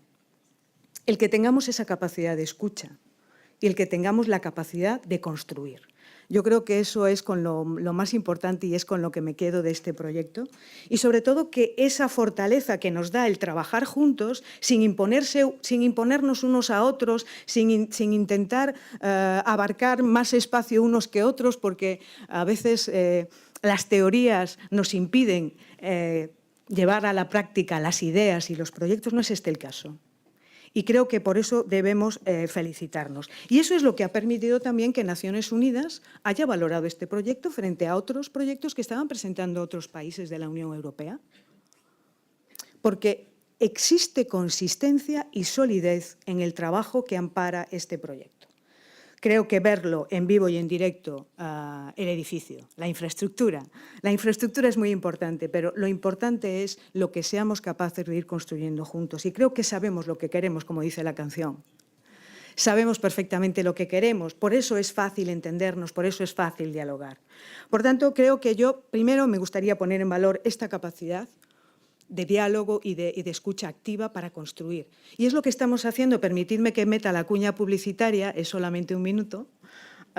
Estamos en este momento con la reforma del sistema de la cooperación española, con un proyecto de ley que ahora mismo se está tramitando en el Congreso de los Diputados, y es el mismo espíritu. Lo hemos construido, esa reforma del sistema, de abajo hacia arriba, intentando dialogar mucho, intentando hablar mucho, y donde va a tener un reconocimiento justo, como se merece y porque es protagonista la cooperación descentralizada en España. La cooperación que hacen las comunidades autónomas, la cooperación que hacen las entidades locales. Por tanto, esa es una de nuestras señales de identidad. Por tanto, no podemos obviar lo que es real, lo que nos define y además lo que nos diferencia en el mundo. Y creo que esto también es muy importante. Son fortalezas, nunca son debilidades, todo lo contrario. Y creo que es como debemos de enfocarlo. Me ha parecido muy interesante el panel que se ha desarrollado previamente a esta parte del acto que queda. Esto no es lo más importante, pero sí que se han dicho cosas tremendamente interesantes desde los diferentes posicionamientos, sobre todo además en un día tan especial como este, el Día de las Ciudades. Se han planteado cuestiones que reflejan lo que es la pluralidad, lo que es la solidez, lo que es la diversidad de posicionamientos, pero que al final suma. La diversidad al final suma, o las distintas perspectivas suma, y eso es lo que nos da todo el potencial que tenemos.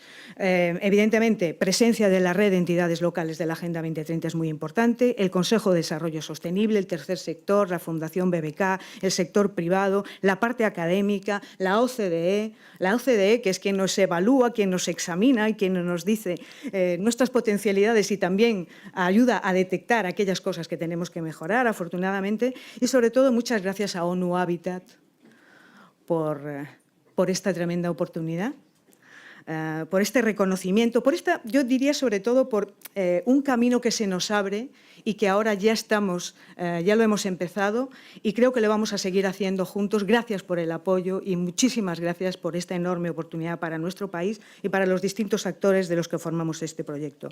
Es cierto que se ha comentado por todo el mundo, casi que ha intervenido con anterioridad. Estamos en unos momentos complejos, cuando apenas estábamos saliendo de una pandemia que no hemos salido aún. La fase pospandémica creo que aún hay que analizarla con una cierta precaución. Estamos inmersos en una crisis energética, alimentaria, financiera, y eso nos obliga y nos afianza en una posición que ya habíamos aprendido con anterioridad.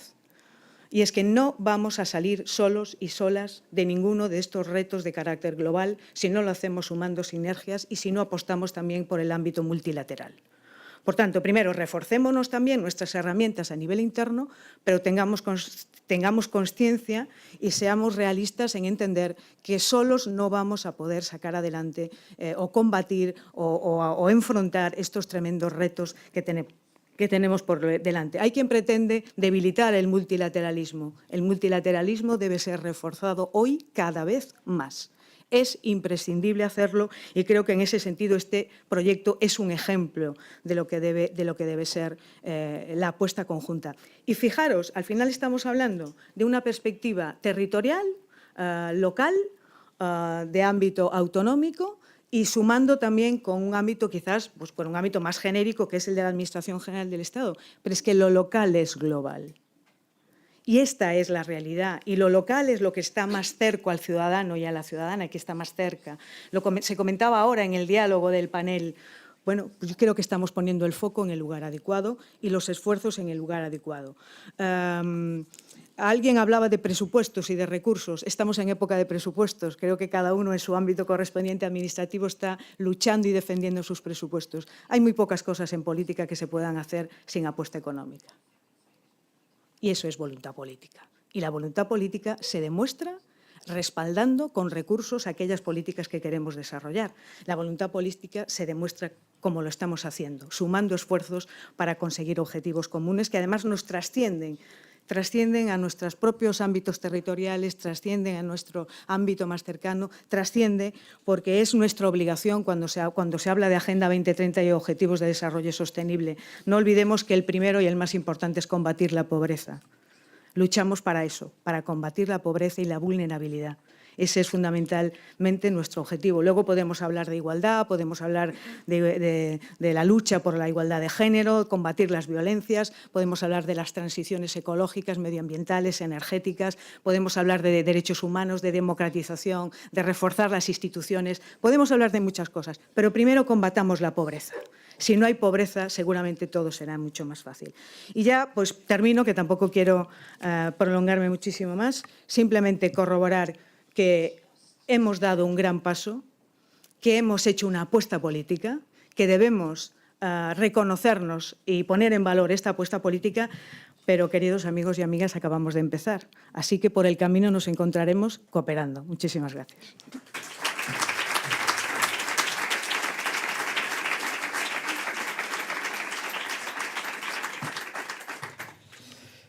Secretaria de Estado, non pense que para vostede non hai. Moitas grazas. Nik uste dut azken txampan gaudela. Jarraitzeko, Jonan Fernández, transizio sozialaren eta 2030 agendaren idazkari nagusia, aurrera.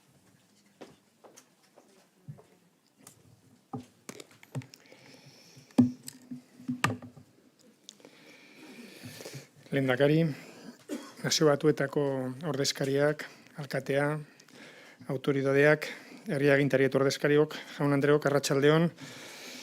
Labur bi ideia labur bildu nahi ditut bakarrik. Lehena, 2030 agendaren arloan hitzetatik ekintzetara pasatzeko garaia da. Eta bigarrena, hori egiteko gobernantza azpiegiturak sortu behar dira. Konprometituko gaituztenak eta gure politika publikoetan garapen jasangarrirako helburuen garapena konprometituko dutenak. Gure esperientziatik abiatuta, 5 azpiegitura sortzea iradokitzen dut 2030 agendaren konplimendua ekintzetan isla dadin. Planteo, por entrar con manos a la obra, que la Agenda 2030 necesita infraestructuras que nos comprometan y que comprometan el desarrollo de los objetivos. Citaré muy brevemente 5 infraestructuras. Primera, contar en los gobiernos de cualquier nivel con órganos de dirección con capacidad de coordinación transversal de la acción de gobierno en materia de Agenda 2030. En el Gobierno vasco se ha creado en Presidencia una Secretaría General de Transición Social y Agenda 2030. Segunda infraestructura, contar con documentos de planificación estratégica de legislatura que definan principios, objetivos, plan de actuación. El Gobierno vasco dispone de un programa vasco de prioridades de la Agenda 2030. Tercera infraestructura, contar con paneles de indicadores y elaborar informes voluntarios de seguimiento anual. Desde 2017 el Gobierno vasco ha realizado 5 informes que ha presentado en Naciones Unidas. Cuarta infraestructura, contar con foros de gobernanza multinivel que haga posible el involucramiento de todos los niveles institucionales y de los agentes económicos y sociales. En Euskadi hemos constituido el Foro Multiagente de Transición Social y Agenda 2030.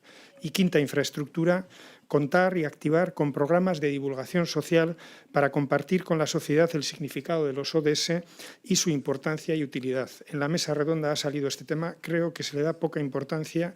El conocimiento social de la Agenda 2030 no es lo suficientemente alto y hay que hacer un gran esfuerzo de divulgación y de información social. En nuestro caso, estas 5 referencias y una gran colaboración entre todos los niveles institucionales están siendo de gran utilidad. Este tipo de experiencias son las que pondremos al servicio del Secretariado de Local2030. Termino. La Agenda 2030 corre un riesgo perderse en un laberinto de abstracciones. Como ha dicho el lehendakari, abogamos por la metodología de lo concreto. Eusko Jaurlaritzak autogobernurako borondate sendoa eta 2030 agendaren arloan konpromisoa tinkoa dauzka. Erabaki bikoitz horretatik abiatuta, estatupeko gobernuen parte hartze adierazgarri eta esanguratsuagoa eskatzen dut. Beharrezkoa da, garapen iraunkorrerako helburuak betetzea bizkortzeko eta ekintzaren hamarkadarako deialdiari behar bezala erantzuteko. Eskerrik asko.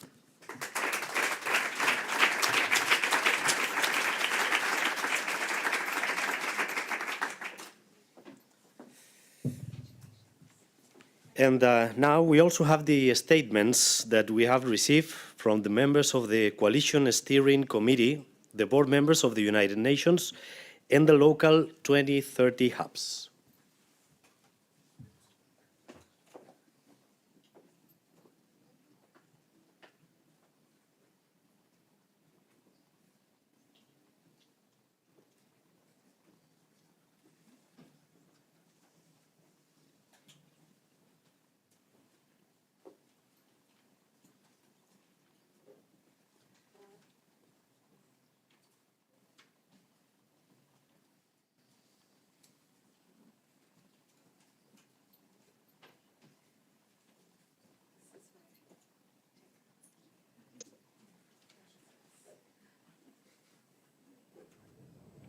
Congratulations on the opening of the Local 2030 Coalition Secretariat.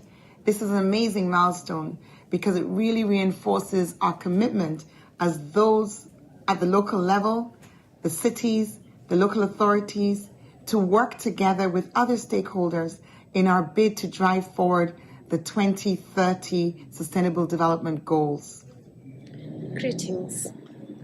My name is Esther from Kenya, and a steering committee member, a young person, and a disaster risk management professional.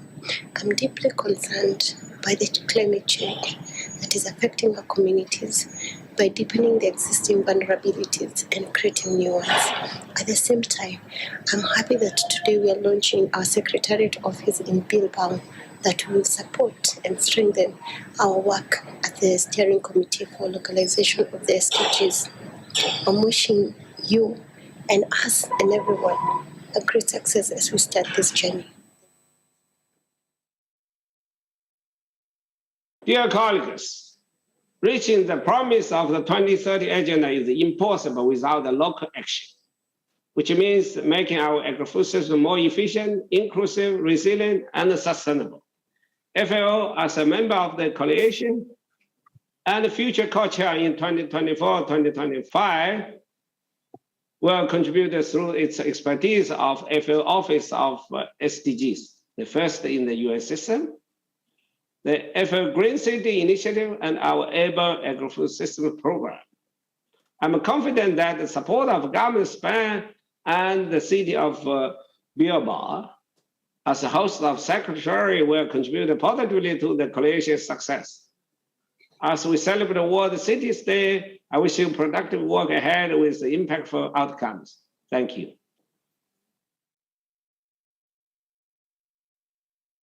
Excellencies, distinguished guests, ladies and gentlemen, I'm very pleased to welcome the opening of the Local 2030 Global Coalition Secretariat in Bilbao, Spain.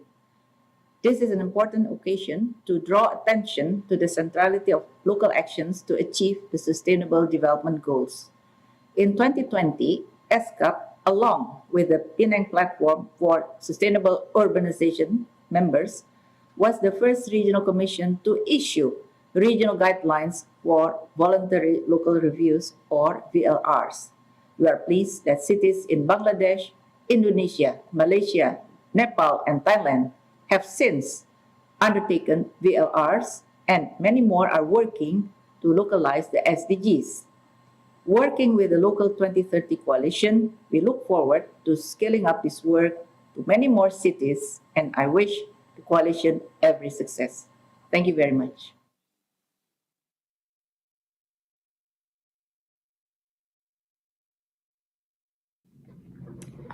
UNICEF is very excited to be part of the Local 2030 Coalition. Congratulations on the inauguration of the new Secretariat in Bilbao, Spain. We look forward to continue working together to further this critical agenda for every child.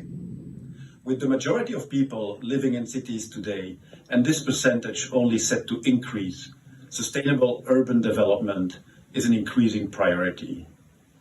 WHO will continue to support cities and national governments to improve urban health through technical support and training.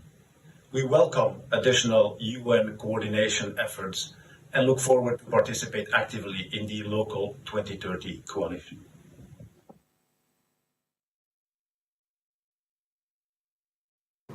Congratulations on the opening of the Local 2030 Coalition Secretariat. As local leaders, we are the one closest to our citizens in order to take global issues, such as the persistent natural disasters caused by the global warming. Let us join hands and start a movement that sets the world in motion. The city of Shizuoka continues to promote SDGs achievement through youth empowerment and partnership with the private sector. Thank you. Hello everybody, my name is David Connor from 2030 Hub in Liverpool. Local 2030 creates sub-national relevance and ownership that supports but can also inspire civic leadership into coherent action. For 6 years, we've experienced what is possible and learned many lessons. We've delivered political commitments, mapping projects, 2 separate data platforms for the City of Liverpool and the Borough of St Helens, in addition to many individual private and public sector contributions. I'm excited to offer Liverpool's friendship and support to Bilbao for their commitment to SDG localisation. Aloha and congratulations on the opening of the Local 2030 Coalition Secretariat. As the Local 2030 Global Thematic Hub for Islands, Hawaii Green Growth champions island leadership, innovation, and solutions for achieving Agenda 2030, rooted in Hawaii's culture of sustainability. Hawaii Green Growth also serves as the co-secretariat for the Local 2030 Islands Network. We are honored to strengthen our commitment to the localization of the SDGs alongside the Local 2030 Coalition. Mahalo.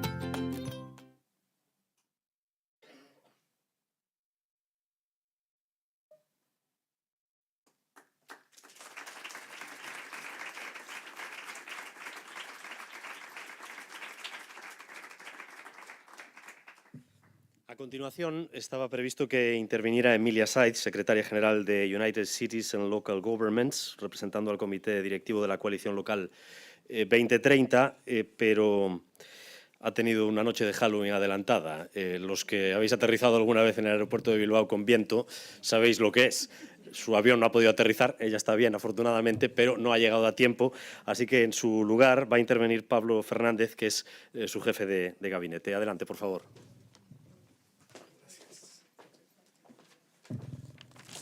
Gracias. Sí, efectivamente Emilia no pudo aterrizar, venía para acá. Nos pide que les enviemos un muy cordial saludo.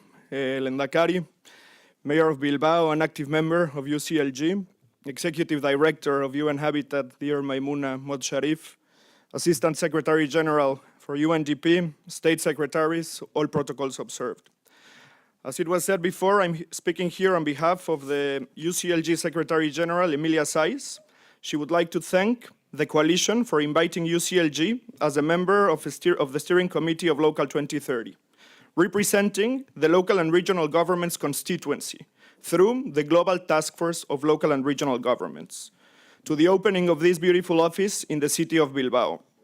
No better place to represent the localization movement than Bilbao, and the multi-level governance to make it happen.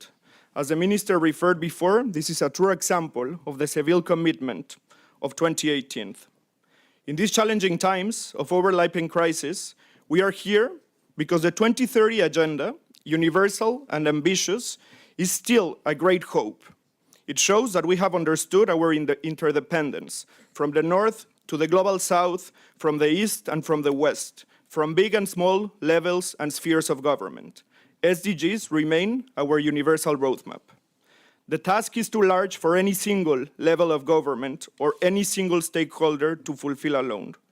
As the closest level of government to our citizens, cities and local governments are committed to leave no one and no place behind, and call for national governments and to the international community not to leave local governments and territorial cohesion behind. Please listen to cities. At UCLG, our constituency is just returning from its World Summit of Local and Regional Leaders in Daejeon in South Korea that saw the adoption of our Pact for the Future, a pact for people, a pact for planet, and a pact for government. Ahead of this SDG summit, improving governance at all levels, promoting the renewal of the financial system in a way that allows local and regional governments to access their resources they need, and promoting innovative, fairer and more peaceful societies are the key vectors of change that we have identified and work towards achieving an effective localization process. It is true that global agendas have an effect on cities, which is why local and regional governments from around the world strive to link the local and global spheres. But it is because of this precise reason that our governments are determined to have a voice on how the local and global agendas and the renewed social contract are shaped. Transformation will imply going beyond the simple adaptations of the global goals to the local and the regional level. Localization is the political will of co-creating with our communities and to define that the aspirations are local and that the local level can give a voice for the global challenges. UCLG stands committed to supporting this coalition on behalf of the whole local government constituency and supporting its work in ensuring that local action from all actors and sectors supports the achievement of the global goals and vice versa. On the occasion of the Summit of the Future, the renewed involvement of local and regional governments in the multilateral system represents a unique opportunity to put in motion in the United Nations a true local global movement. The international system already counts with a self-organized platform to represent the constituency of cities, local and regional governments. And we welcome Local 2030 as members of the steering committee to facilitate all local actors and its diversity in this renewed, networked and inclusive multilateral system. We encourage a positive transformation of the United Nations with a full involvement of all stakeholders at local, regional, national and global level. Business as usual is not an option. We need to ensure that global agendas are understood as one. Excellencies, again, on behalf of Emilia Saiz, Secretary General of UCLG, we thank you for the warm welcome in this office and we wish you a good start. You can count with us. Thank you.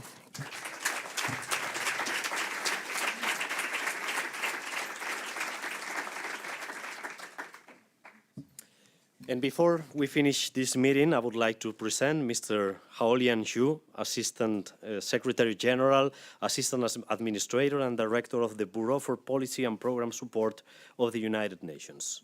Mr. Xu.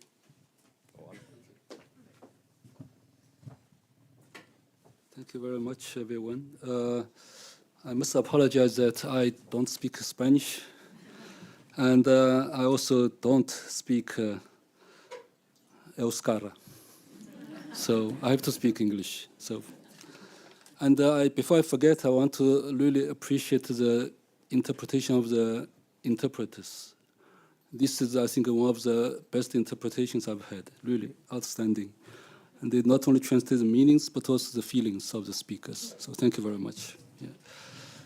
And Mr. President of the Basque Country, the Mayor of Bilbao, and state secretaries from the Spanish government, and secretary generals from the Basque Country government, and Maimuna, and UN Under Secretary General, and UN Executive Director of the UN Habitat, and dear colleagues.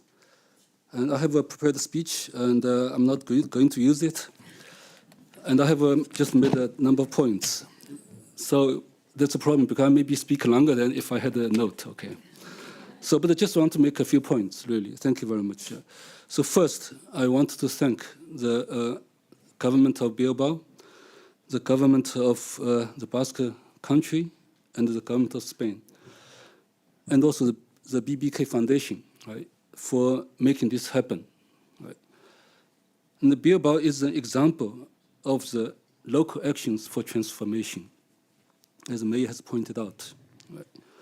And it is only fitting that the Secretariat of the Local 2030 agenda is based in Bilbao. So congratulations, and thank you very much.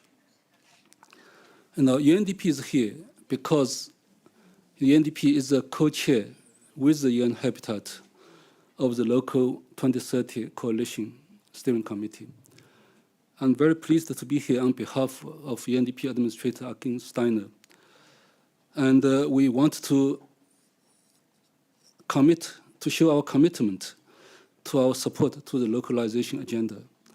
And we're co-chair for this year and the next year, but I can say for sure that whether we're co-chair or not, we'll continue to work with the Habitat, work with our UN agencies and other partners to support the challenge, the collective efforts to deal with the challenges. And many colleagues have mentioned the multiple crises that we're facing. COVID-19 is still affecting a lot of countries in the developing world. Right? We have cost of living crisis that was mentioned. We have also a looming debt crisis with more than 50 developing countries in debt stress. That means that they are in danger of defaulting. Right? And we also have a climate emergency. Right? UNEP just issued an emissions gap report a few days ago. It shows that the 1.5 degree limit to temperature increase is extremely elusive. And the estimates is that even when we implement all existing commitments, the temperature rise will likely be more than 2 degrees. Right? So we have emergency, climate emergency, and the global climate agenda is on life support as we now go into COP27. Right? So this just shows the multitude of challenges that we're all facing at all levels. Right? And as colleagues have said, we must act. Right? In a divided world, the SDGs, the Agenda 2030, remain the North Star of our development effort. Right? The SDG agenda transcends national boundaries and ideological differences. Right? It is an international agenda agreed by all. And for this agenda to be achieved, which is off track now, so we need to work together. And the global goals cannot be achieved if they're not achieved at local level, as many former previous speakers said. And more importantly, 110 of the 169 SDG targets require local action. Right? So it just shows that we cannot achieve SDGs if we don't act at the local level. Right?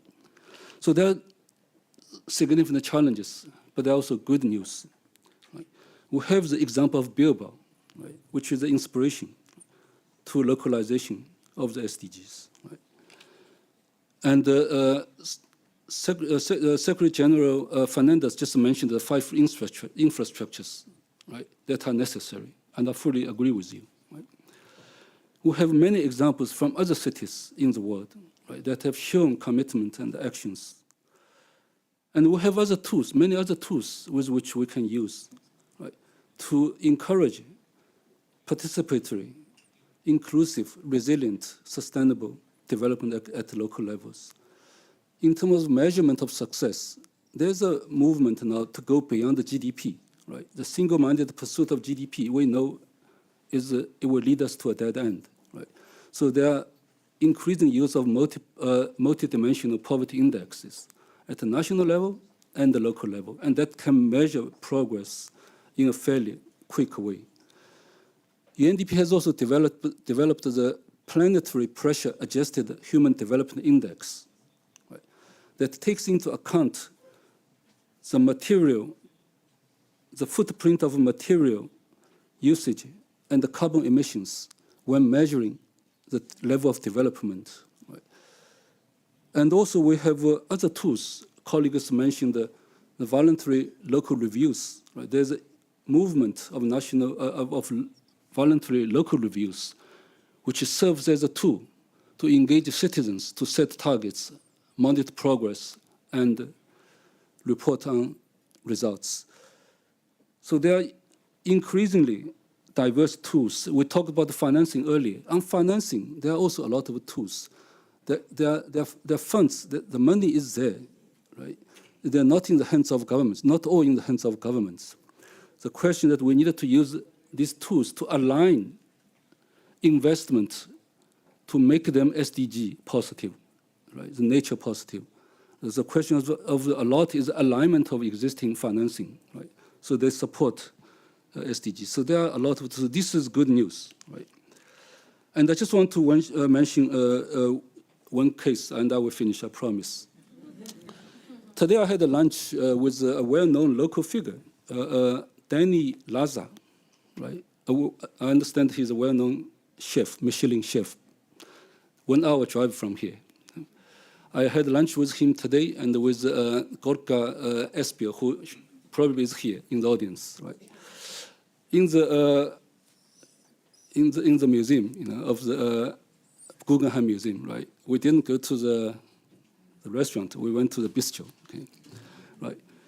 But the topic of the discussion, right, is how we can use gastronomy, right, as a tool to drive systems change, and using portfolios approach to encourage transformation.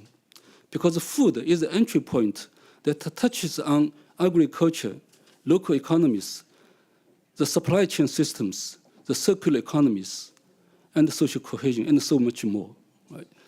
So I think we have a lot of examples. So I will skip some other points, and just to say that really we have a lot of examples. Bilbao has a lot to offer. The Basque country has a lot to offer, and Spain has a lot to offer. So let's go from Bilbao to global, and let's localize SDGs and achieve SDGs together. Thank you very much.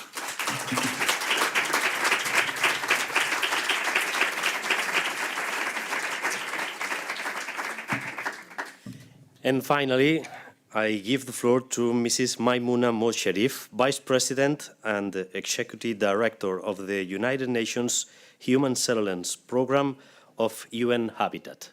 Please, welcome to the stage.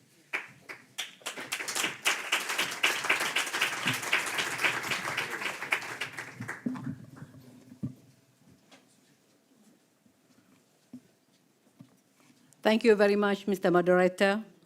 I think it's good to be given as a last speaker because I'm chairing the Local 20 Coalition, and also my co-chair is a second last because they asked the chair to listen to everybody before you can even chair the Local 2030. So thank you so much, Excellencies, distinguished guests, representative, colleagues, friends, ladies and gentlemen. It is my pleasure, actually, to be here for the opening of the Local 2030 Coalition Secretariat in Bilbao. I've been eyeing to come to Bilbao, and I just want to share you a bit of a story. Yeah, it won't be long. I know about Bilbao in 2016 when I was in Singapore as a panel for the Lee Kuan Yew Award, and Bilbao submitted for the Lee Kuan Yew Award. And Bilbao won the award at that time. So I was thinking, one day I need to be in Bilbao. But 6 years later, today I'm here. So thank you so much for this holding this secretariat. So today is a very true milestone in the life of the revamped the Local 20 Coalition, which we launched a year ago, actually, and at the UN General Assembly in September 2021. Allow me to begin by expressing my gratitude to Excellency Mr. Jose Manuel Alvarez, Minister of Foreign Affairs, the European Union and Cooperation of the Kingdom of Spain, Mr. Inigo Urkulu, President of Basque Country, Mr. Juan Mari Arbuto, I hope that I pronounced your name. Oh, no, I don't know to speak Spanish, same as my colleague, Mayor of Bilbao, Mr. Xavier Segredo, President of BBK, and you have made this day possible through the outstanding whole of government and whole of society proposal that Spain put forward to support the localization of the SDG. And we deeply appreciate your commitment to sustainable development and multi-level governance at home, combined with global solidarity with those who need it abroad. And let me also take a moment to thank the champion of the Local 2030 Coalition and a major driving force behind its creation, Madam Amina Mohammed, our Deputy Secretary General of United Nations and Chair of the United Nations Sustainable Development Group. We are grateful for her vision and her immense support to this UN system-wide initiative. I also would like to thank our sister agency and co-chair, UNDP, represented here by Mr. Hao Liang, UN Assistant Secretary General and UNDP Assistant Administrator, and we are happy to work side by side with you to harness the power of local action for global impact. And it's so nice to hear that even though after the 2 years, you will also continue working with us. I cannot fail to mention the member of the Local 2030 Steering Committee that you've seen their message, who have either joined us in person or sent messages today. Yvonne Akisoya, the Mayor of Freetown. Miss Emilia Saiz is also Secretary of UCLG, the message given by our colleague here. Miss Clara Arpa Azofra, CEO of Arpa Group, you listened to her just now. Miss Esther Moiruri, founder of the Global Ribbon Initiative, you heard about her youth aspiration, and all women steering committee is the powerhouse driving the coalition forward. I think it's look at have a clap, isn't it? So that you won't be.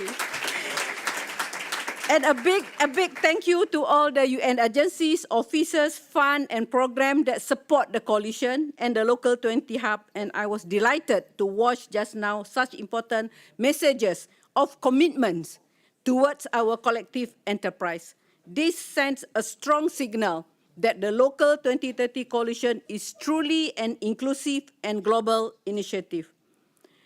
This is my dream come true. I was a former mayor in Penang. Localization of SDG is the thing that I always put forward when I was a mayor.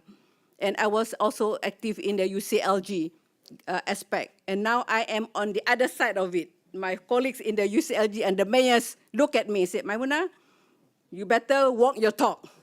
You were with us before, but now you are on the other side. You better work together with us. So I think today is the day and the dream comes true. So dear colleagues, and it's also fall on the same day as the World Cities Day, when we talk about act local to go global. And we realized that in 2016, when I attended the a conference in Seoul, I put up to say that, we used to say that think local, act global, or something like that, you know. And then I said that, I think that is not enough. Or you have think local, think global, act local. Yeah, think global, act local. Yeah, that's the one. Then I flip it up. I said that I think I don't agree with think global, act local. I think we have to act local. We have to understand the challenges. I heard that from the panelists. I'm so happy. We have to know the challenges. We have to know what are working and what are not working in our cities. Then you go to the global and look for the solution, or even bring the global to bring to the city to look for the solution. Once you go to the global, don't forget to come back to local and act local. So today I can see that act local to go global. Then it's giving a strong message when I said that in 2016 in Seoul. So this is send a strong message that without accelerating localization effort in cities and communities, we will not be able to deliver on the SDGs in the remaining 8 years of decade of action. We have only 2,560 days to 2030. You calculate by 24 hours a day. Minus 8 days, maybe we are doing our own thing. So how much time that we need? So I think the time is to act is now. So localization as a principle underpinned in the new urban agenda, which is the accelerator, the how framework for SDG. This is also why SDG localization is one of my 3 key priorities in the immediate future, aiming to drive the fundamental shift that city needs. I personally believe, not because I'm an urban planner, not because I'm a mayor, I personally believe that SDG localization is also key to achieving the ambition of inclusive multilateralism that the Secretary General has articulated in his report, Our Common Agenda, last year. So I also would like to reiterate here that SDG localization is integrally linked to stronger multi-level governance. We hear that just now during the panel and also in the speeches and the messages. It is the way to build communication between various spheres of government and coherence between policies, regulation, plans, and action at different scale in the pursuit of common objective. That's why UN Habitat approach to SDG localization include interlinked pillars of support to the voluntary local review, advancing the urban monitoring framework, scaling this with financing through our SDG Cities flagship initiative. So the Local 20 Coalition, which we have the privilege and responsibility to co-chair and serve as a secretariat for, has now become an important 4th pillar of this approach. So through Local 2030 Coalition, we want to promote coherence.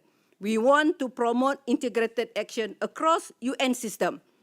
And we can respond more effectively to the needs or priorities of the local actors.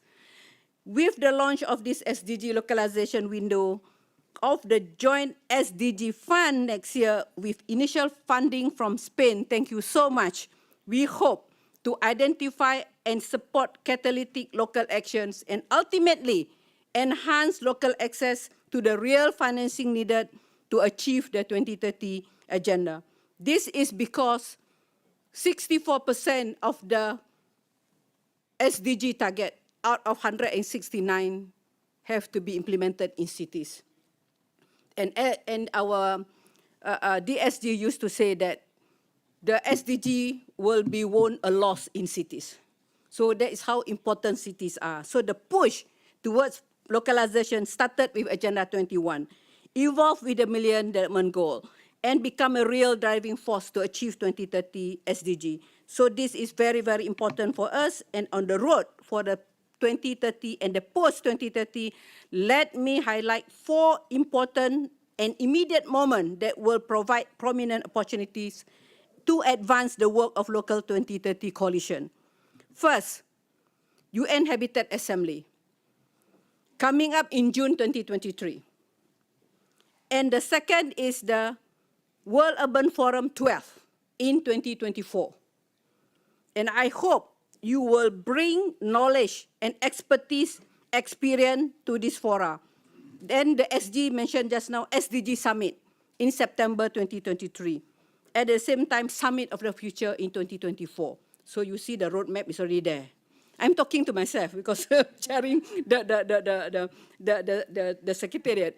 But with all of your collaboration, your partnership, I think we can bring something at least to the UN Habitat Assembly, SDG Summit, and the World Urban Forum, and for the Summit of the Future in 2024.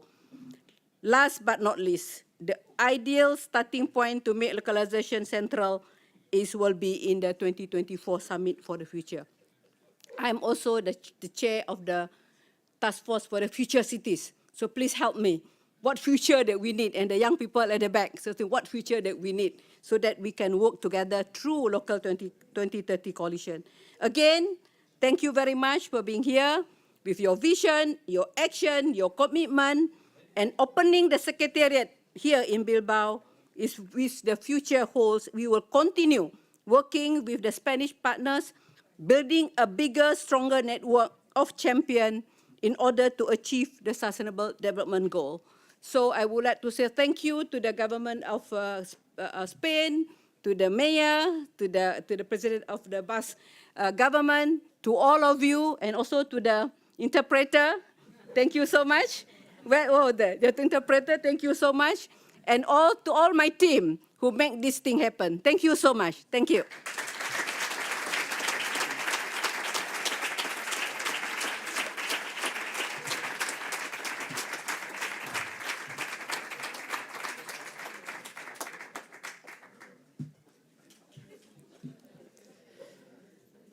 Thank you, Mrs. Maimuna Sharif.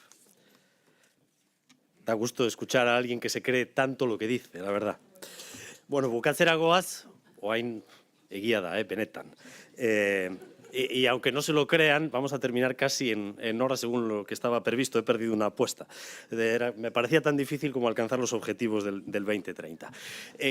Como se acaba de decir, para el año 2030 solo faltan 7 años. Y en un mundo tan complejo como el actual es muy poco tiempo. Pero esta tarde creo que ha quedado claro y demostrado que si se quiere será posible alcanzar esos objetivos que fijó Naciones Unidas. Trabajando en red, aprendiendo de los demás, seguro que podemos lograrlo. Esta sede empieza, por tanto, hoy a trabajar en ello. Egindako ahaleginagatik, mila esker, proiektu honetan parte hartu duten guztioi, gure esku dago. Mila esker eta zorte on.